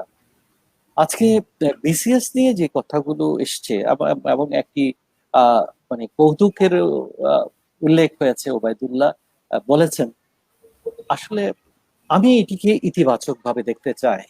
ওই যে প্রত্যেকের মধ্যে একটি নিজকে প্রকাশ করার তাড়না থাকে, সেই প্রকাশ ইতিবাচক প্রকাশ। যেটি বলেছেন জনাব মাহফুজুল হক, তিনি বলেছেন যে সবাই সৎকর্ম করতে চায়, শুভকর্ম করতে চায়, এবং প্রত্যেকের মধ্যে সন্তের বসবাস রয়েছে এবং সেই সন্ত নানাভাবে বেরিয়ে আসতে চায়। এবং এই যে সন্ত যখন বেরিয়ে আসার জন্য ছটফট করে, তখন নানা শুভকর্ম তাদের আকর্ষণ করে। এই আকর্ষণ থেকে মানুষ মনে করে যদি আমি এমন একটি ক্ষেত্র পেতাম যেখানে আমি অনেকগুলো কাজ করতে পারতাম, যেগুলো মানুষের কল্যাণে আসবে, মানুষের উপকারে আসবে, মানুষের পাশে আমার অবস্থান তৈরি করবে। এ কারণে হয়তো বিসিএস কে অনেকেই একটা উপযুক্ত প্ল্যাটফর্ম মনে করে। এবং ব্যক্তিগতভাবে আমার দীর্ঘ 33 বছরের এই যে সিভিল সার্ভিসের জীবন দিয়ে আমি বুঝি তাদের এই ভাবনা ভুল নয়, মিথ্যা নয়। যদি বিসিএস কেউ মানে এই বৈতরণীটি পাশ করে মানে অতিক্রম করে যদি সিভিল সার্ভিসের অন্তর্ভুক্ত হতে পারে, তাদের জন্য কল্যাণ করার একটা সুযোগ অবারিত হয়ে যায়। আমি দেখেছি, যেমন আমি যখন উপজেলার, আমি একটু ব্যক্তিগত প্রসঙ্গ টানছি, ক্ষমা করবেন সবাই। আমি যখন উপজেলা নির্বাহী অফিসার ছিলাম, একটা প্রত্যন্ত উপজেলা মানে বিচ্ছিন্ন দ্বীপের কুতুবদিয়া, আপনার অনেকেই চিনবেন হয়তো। কুতুবদিয়ায় আমি যখন ঘাট দিয়ে মানে ঘাট পার হয়ে আমি মানে কুতুবদিয়া চ্যানেল অতিক্রম করব, আমি দেখেছি যে ওখানে একজন প্রসূতি, আসন্ন প্রসবা, প্রসব যন্ত্রণায় কাতরাচ্ছেন, কান্না করছেন। সেখানে আমি ছিলাম, আমার সাথে উপজেলা স্বাস্থ্য পরিবার কল্যাণ কর্মকর্তা ছিলেন। আমরা দুজনেই তার কান্নায় কেঁদেছি। এবং সেখানে আমরা যখন চ্যানেল পার হয়ে সোজা আমরা মানে আমাদের স্বাস্থ্যের মানে সংশ্লিষ্ট কর্মকর্তার কাছে গিয়ে আর্জি দিয়েছি যে কুতুবদিয়াতে একটি ইওসি অর্থাৎ ইমার্জেন্সি অবস্টেট্রিক কেয়ারের জন্য একটা ইউনিট দরকার। আমাদের মানে এই আকুতি, এই আহ্বান দেখে খুব সহসা সরকার কিন্তু সিদ্ধান্ত নিয়েছিল এবং প্রথম তারা ইওসি প্রতিষ্ঠা করে, তারপর সেখানে তারা ওই কুতুবদিয়ার মতো প্রত্যন্ত দ্বীপের হসপিটালিটিকে 50 বেডে উন্নীত করে। আমি এই ছোট্ট উদাহরণটি টানলাম এই কারণে, এই বিসিএস এর প্রতি মানুষের যে আকর্ষণটি, এটি একটি ইতিবাচক বৈশিষ্ট্যের প্রকাশ বলে আমি মনে করি। এবং আমি দেখেছি যে বিভিন্ন সময় 33 বছরের যে সময়ের পরিসর, এই পরিসরে আমি দেখেছি যে যখনই আমরা অলৌকিক আনন্দের অন্বেষণ করতে গিয়েছি, আমাদেরকে বেদনা হতো অনেক দৃশ্যের মুখোমুখি হতে হয়েছে। আমি আরেকটি উদাহরণ টানি প্রাসঙ্গিকভাবে, হিজড়াদের নিয়ে আমরা একটা কাজ করেছিলাম। সেটি একটা মানে অন্য রকমের অভিজ্ঞতা। এক ঈদের সময়ে, ঈদের পূর্বে প্রাককালে কিছু হিজড়া আমার কাছে এসেছিল, আমি তখন জেলা প্রশাসক দিনাজপুরের। তারা এসছে সাহায্যের জন্য। তাদেরকে আমি বললাম, তারা যখন সাহায্যের আবেদন করলো, তাদেরকে আমি বললাম, কেন সাহায্যের তো দরকার নাই, সম্প্রদায়ের হিজড়াদের তো সাহায্যের দরকার নাই, তারা মানুষের কাছ থেকে অর্থ ছিনিয়ে নেই, তাদের কিসের সাহায্যের প্রয়োজন? এটি ছিল আমার প্রতীতি, আমার হিজড়াদের সম্পর্কে ধারণা।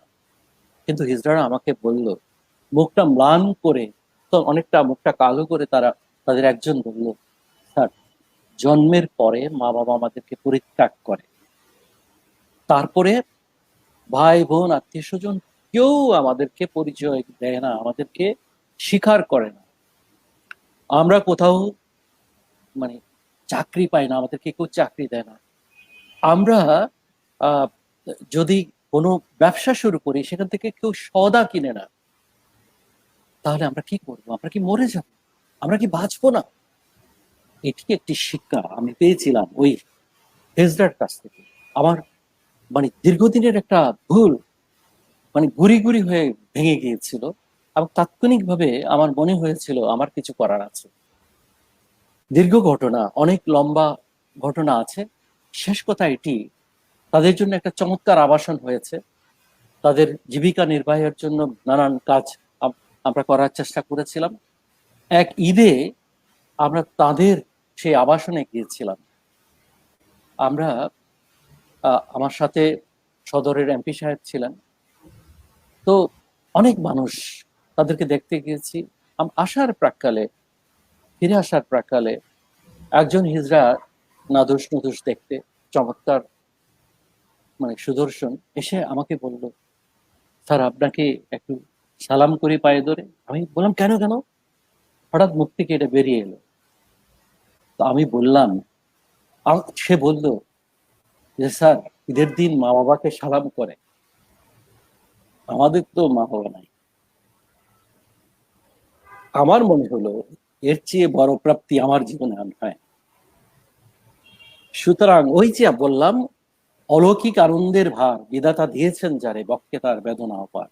সেই বেদনার অন্বেষণ করার মতো মানুষ আমাদেরকে তৈরি করতে হবে, এবং সেটি করার জন্য যদি কেউ মনে করে যে বিসিএস এর প্ল্যাটফর্মকে ব্যবহার করে আমি মানুষের জন্য নিজকে নিয়োজিত করব, আমি আমি সেখানে একটা উজ্জ্বল সম্ভাবনা দেখতে পাই।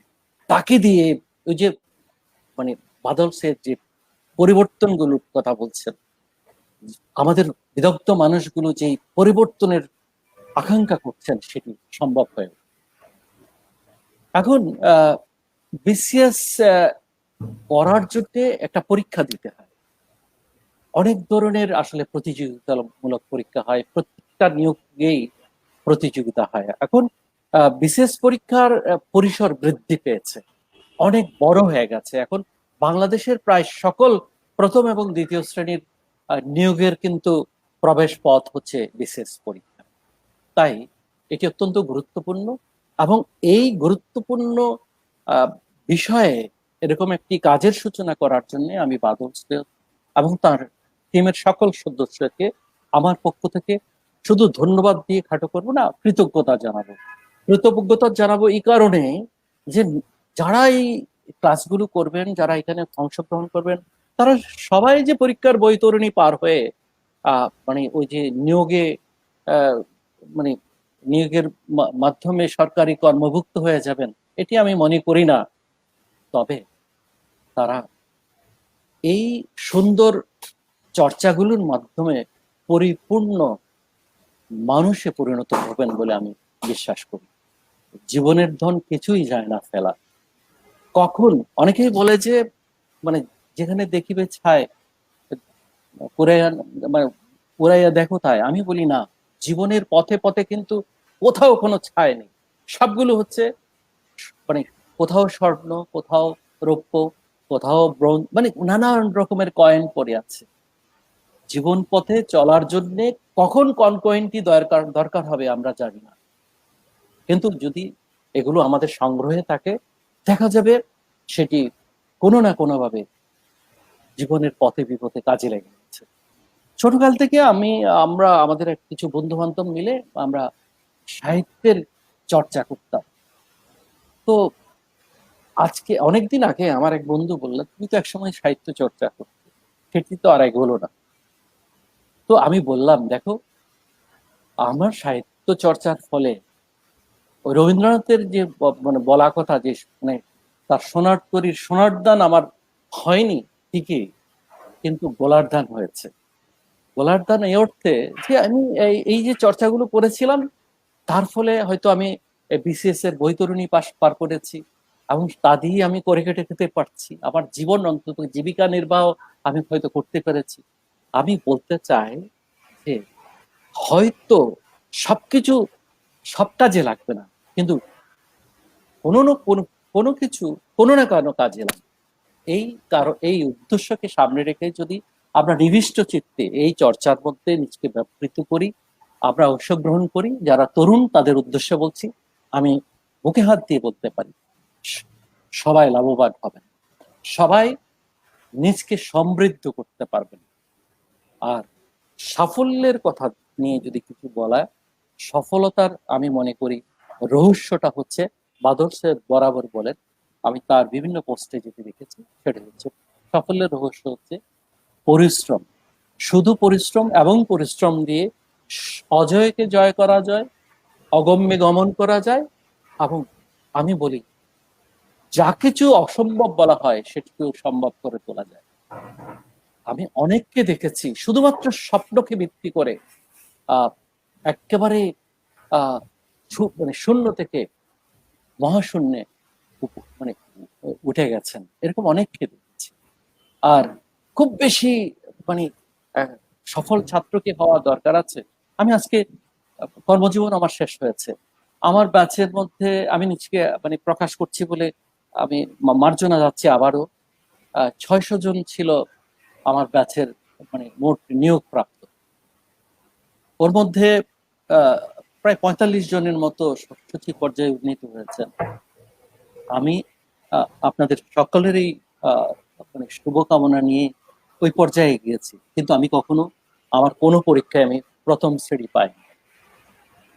সুতরাং মানে আমি মনে করি না যে ওই যে পরীক্ষার পাশ কিংবা অন্যান্য ওই মানে অন্য কোনো বিষয় খুব মহার্ঘ হয়ে যায়, খুব বড় বিষয় হয়ে যায় এই সমস্ত ক্ষেত্রে। যেটি প্রফেসর ইমরান বিন ইউনূস বলেছেন যে কমিটমেন্ট, যেটি বলেছেন দৃঢ় আকাঙ্ক্ষা, সেটি যদি থাকে তাহলে অবশ্যই আমাদের স্বপ্নের ঠিকানায় আমরা পৌঁছাবো। এখন এই যে বিশেষ পরীক্ষার অনেক কৌশল আছে, মানে অনেক কৌশলগত দিক আছে, সেটি বোধহয় আজকে বলার সময় নয়, সুযোগ নাই, কারণ সবাই ইতিমধ্যে অলরেডি 1 ঘন্টা 45 মিনিট পার হয়ে গেছে। নিশ্চয়ই সবাই বিরক্ত হওয়ার সম্ভাবনা আছে। তবে আমি বলবো যে কৌশলগুলো আপনারা রপ্ত করার জন্য মানে জুতবদ্ধ হয়ে, অর্থাৎ গ্রুপ করে যদি আপনারা চর্চা করেন তাহলে সেই চর্চা হবে মূল্যবান, সেটি একটা অতিরিক্ত মূল্য সৃষ্টি করবে। কারণ দেয়া নেয়ার মধ্য দিয়ে মানুষ নিজকে বেশি করে সমৃদ্ধ করতে পারে। তো আমি যারা এই ক্ষেত্রে মানে আগ্রহী হয়ে এখানে অংশগ্রহণ করছেন তাদের আহ্বান জানাবো, যেখানে যখন পারবেন আপনারা ছোট ছোট গ্রুপ করে নিন এবং চর্চা শুরু করে নিন। ওই লিও টলস্টয়ের সেই কথা, কখন শুরু করবেন আমি বলি, সেটা আমি না, টলস্টয় বলেছেন ইম্পর্টেন্ট টাইম ইজ নাও। এখন থেকে শুরু হোক সেই অভিযাত্রা, এবং এখন থেকে যদি দৃঢ় প্রত্যয়ে যাত্রা শুরু হলে মঞ্জিলে মকসুদে যে পৌঁছানোই যাবে এই গ্যারান্টি অন্তত আমি আপনাদেরকে দিতে পারি। আমার মনে হয় আমাকে যুক্ত করার জন্য অশেষ কৃতজ্ঞতা, ধন্যবাদ। আমি খুব আনন্দের সাথে বাদল সৈয়দের কাজগুলো পর্যবেক্ষণ করি, এবং সত্যি কথা বলতে কি আমি মানে বলতে দ্বিধা নেই, তাকে ঈর্ষা করি। তার অনেক কাজ আমাকে ঈর্ষান্বিত করে, মানে এবং আমার মন চায় যে এরকম কাজ অনেকগুলো সাথে আমি যদি নিজকে মানে জড়াতে পারতাম তাহলে বোধহয় আমার আনন্দের সীমানাটা আরো বিস্তৃত হতো। ওয়াহিদ স্যার এখানে আছেন, অত্যন্ত গুণী মানুষ, স্যারকে ধন্যবাদ, কৃতজ্ঞতা। আর অনেক ভালো ভালো মানুষের মানে সান্নিধ্যে এটি একটি মানে মূল্যবান প্ল্যাটফর্ম হয়েছে।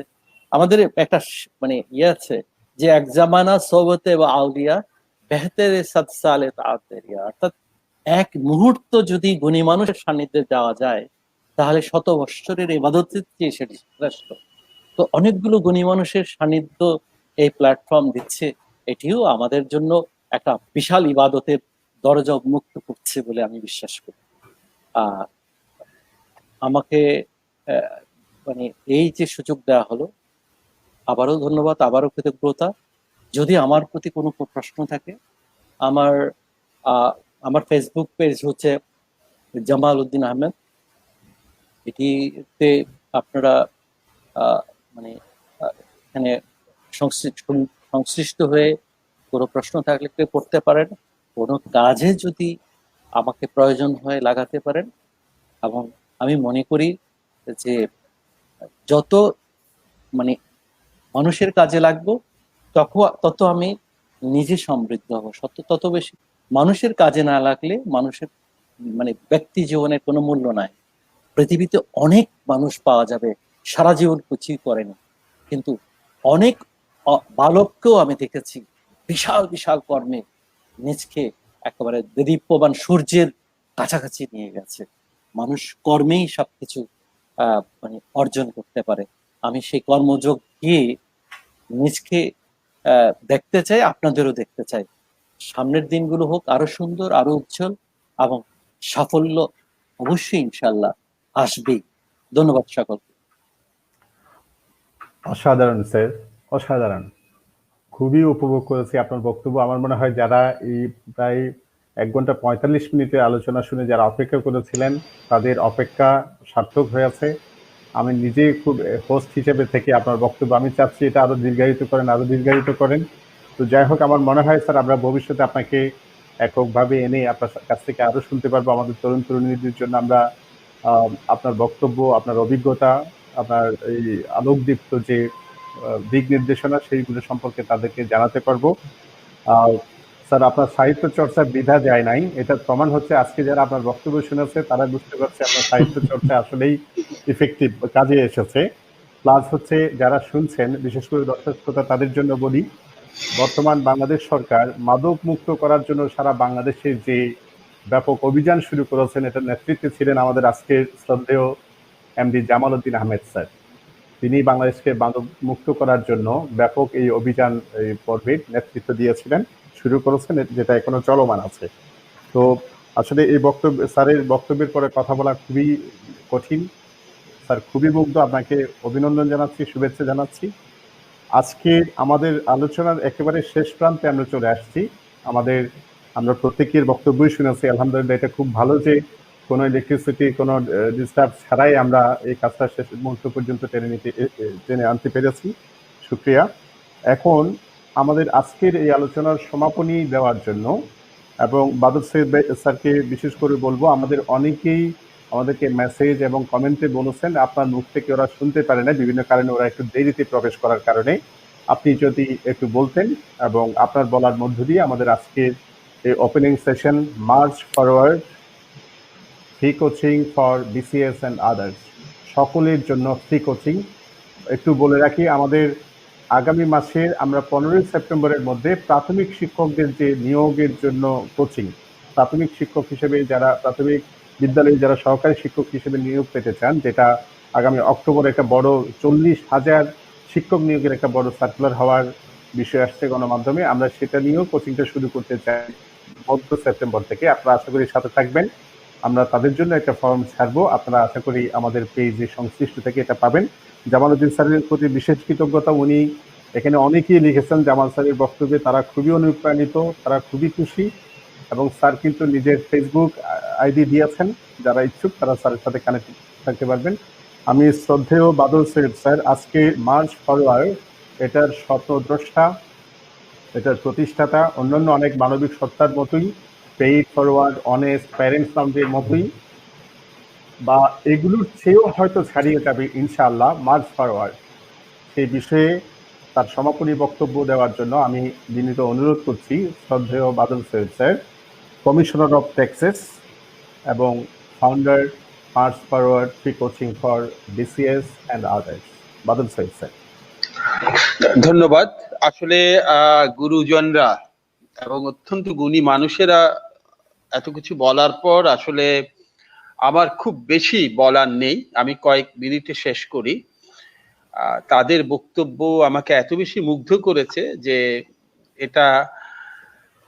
এই সেশনটা নিয়ে আমার নিজের ব্রেন স্টর্মিং করতে হবে, যে আমি কি শিখলাম। আমি কিছু নোটও নিয়েছি, আমার একটা অভ্যাস আছে নোট নেওয়ার।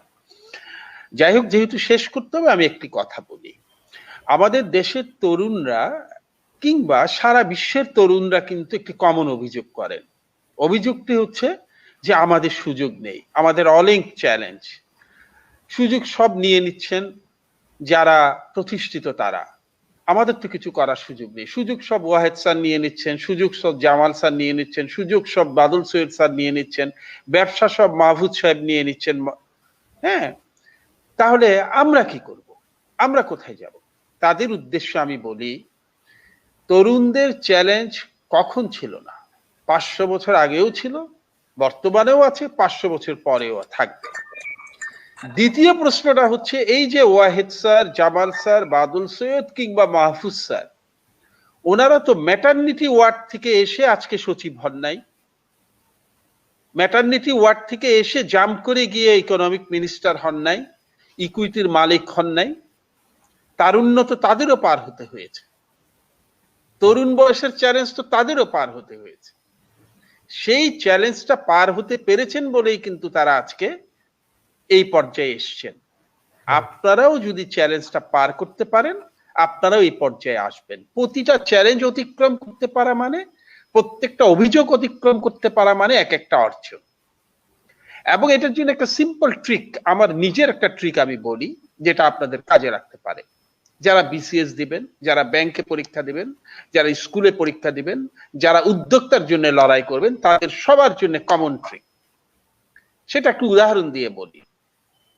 বলা হয় বাংলাদেশে 4 লক্ষ ছেলে মেয়ে 2000 পোস্টের জন্য বিসিএস পরীক্ষা দিচ্ছে, কিংবা 4 লক্ষ ছেলে মেয়ে 2000 ব্যাংকের পোস্টের জন্য পরীক্ষা দিচ্ছে।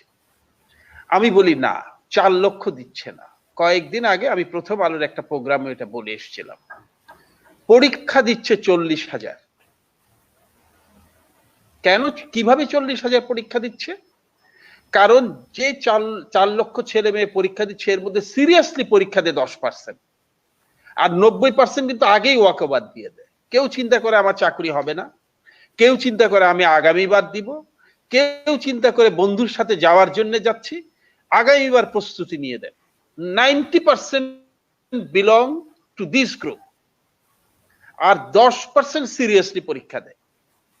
অর্থাৎ 4 লক্ষ পরীক্ষাতে অ্যাপিয়ার্ড হলেও সিরিয়াসলি পরীক্ষা দেয়, সিরিয়াসলি পড়াশোনা করে, ফাইট করে চাকুরির জন্য, উদ্যোক্তা হওয়ার জন্য কিন্তু 10%, অর্থাৎ 40,000। 1 লক্ষ পরীক্ষা দিলে 10,000। আপনি যদি সেই 10%-এ থাকার সিদ্ধান্ত নেন, তাহলে কিন্তু প্রথম চান্সেই আপনি 90%-কে হারিয়ে দিলেন। এবার আপনাকে লড়াই করতে হবে বাকি 10%-এর সাথে। সিদ্ধান্তটা আপনার। আপনি কি 10%-এ থাকবেন, নাকি আপনি সেই ওয়াকওভার দেওয়া 90%-এর মধ্যে থাকবেন? এটা হচ্ছে 1 নাম্বার কথা আমার। 2 নাম্বার কথা হচ্ছে, আমরা আপনাদেরকে এই 10%-এর মধ্যে রাখতে চাই, এবং যারা 10%-এর মধ্যে থাকবেন না, তারা দয়া করে মার্চ ইট ফরওয়ার্ডের সাথে থাকবেন না। কারণ আমাদের এখানে এই চ্যারিটির 1 নাম্বার শর্ত, সেটা হচ্ছে পরিশ্রম, পরিশ্রম এবং পরিশ্রম। যারা পরিশ্রম করতে পারবেন না, তারা আসলে আমাদের এখানে এসে কোনো সুবিধা করতে পারবেন না, পৃথিবীর কোনো প্ল্যাটফর্মে গিয়ে সুবিধা করতে পারবেন না। দ্বিতীয় কথা হচ্ছে, আমরা বাঁচি 75 বছর গড়ে, কিন্তু প্রকৃত জীবন 25 বছর। বাকি 50 বছর কিন্তু অকাজ, অলসতা এবং অকর্মণ্যতার সময়। বাকি 50 বছর হচ্ছে আমাকে কবর দেওয়ার জন্য আমার স্বজনদের অপেক্ষা মাত্র। 25 বছর আমি কাজ করি, বাকি 50 বছর আসলে আমাকে কবর দেওয়ার জন্য অপেক্ষা করা হয়। আমরা আপনাদের জীবনকে এই 25 বছর থেকে প্রকৃত অর্থেই 75 বছরে নিয়ে যেতে চাই, যে 75 বছরে আপনি কাজ করবেন, মানুষের জন্য কাজ করবেন, সমাজের জন্য কাজ করবেন। এবং সেটা যদি করতে চান, তাহলে একটাই সিম্পল ট্রিক, সেটা হচ্ছে দয়া করে সেই লড়াকু 10%-এর মধ্যে থাকেন। কোনো কিছুতেই না বলা যাবে না। জর্জ ম্যালোরি এভারেস্ট জয়ের প্রথম অভিযাত্রী, এবং কেউ কেউ বলেন তিনি উঠতে পেরেছিলেন, ফিরে আসার সময় মারা গেছেন, কারণ তার একটি চিঠি, তার স্ত্রীকে দেওয়া একটি চিঠি হিমালয়ের এভারেস্টের শীর্ষে পাওয়া গিয়েছিল। কেউ কেউ বলেন যে তিনি উঠতে পারেননি, শেষ পর্যায়ে গিয়ে মারা গেছেন। যাই হোক, সেই জর্জ ম্যালোরিকে প্রশ্ন করা হয়েছিল, এভারেস্টে তুমি কেন যেতে চাও? দুনিয়ায় এত কিছু থাকতে এত ঝামেলা করে এভারেস্টে তুমি কেন যেতে চাও? তিনি উত্তর দিয়েছিলেন, বিকজ এভারেস্ট ইজ দেয়ার। আমি যেতে চাই কারণ সেখানে এভারেস্ট আছে। ব্যক্তিগতভাবে আমি নিজে বিশ্বাস করি যে এভারেস্ট ওখানে আছে বলেই আমি এভারেস্টে যাব। আমার আর কিছু জানার দরকার নেই। যারা বিশ্বাস করবেন যে উদ্যোক্তা হওয়ার সুযোগ আছে বলেই আমি উদ্যোক্তা হব, সিভিল সার্ভিসে যাওয়ার সুযোগ আছে বলেই আমি সিভিল সার্ভিসে যাব, ব্যাংক আছে বলেই আমি ব্যাংকে যাব, তারাই আমাদের সাথে থাকে। এবং এই যাত্রা শুভ হোক, সুন্দর হোক, এবং যদি কখনো হোঁচট খেয়ে আমরা পড়েও যাই, আমরা সামনের দিকে পড়ব, কপালে ব্যথা পাবো, আমরা পেছন দিকে পড়ব না। If you fall, please fall forward. শুভরাত্রি। ধন্যবাদ। ধন্যবাদ বাদল স্যারের এই সুন্দর সমাপনীর সাথে সাথেই আমরা দীর্ঘ 2 ঘন্টার একটা ওপেনিং সেশন মার্চ ফরওয়ার্ডের আজকে শেষ করতে যাচ্ছি। সম্মানিত অতিথিবৃন্দ যারা ছিলেন, আমাদের শ্রদ্ধেয় Asim Kumar Roy sir, Mohammad Wahid Hossain sir, MD Jamal Uddin Ahmed sir, Mahfuzul Haque sir, Badal Syed sir এবং নাদিয়া চৌধুরী ম্যাডাম এবং হচ্ছে প্রফেসর ইমরান বিন ইউনুস স্যার, সবাইকে ধন্যবাদ জানাচ্ছি। সবাই শেষ পর্যন্ত, শুরু থেকে শেষ পর্যন্ত অনুষ্ঠানে ছিলেন, আপনাদের সবাইকে ধন্যবাদ, কৃতজ্ঞতা জানাচ্ছি। আমাদের পরবর্তী ঘোষণাগুলো আপনারা আমাদের পেজে পেয়ে যাবেন, March forward free coaching for BCS and others. এখানেই শেষ করছি, সবাইকে ধন্যবাদ এবং অশেষ কৃতজ্ঞতা। আল্লাহ হাফেজ।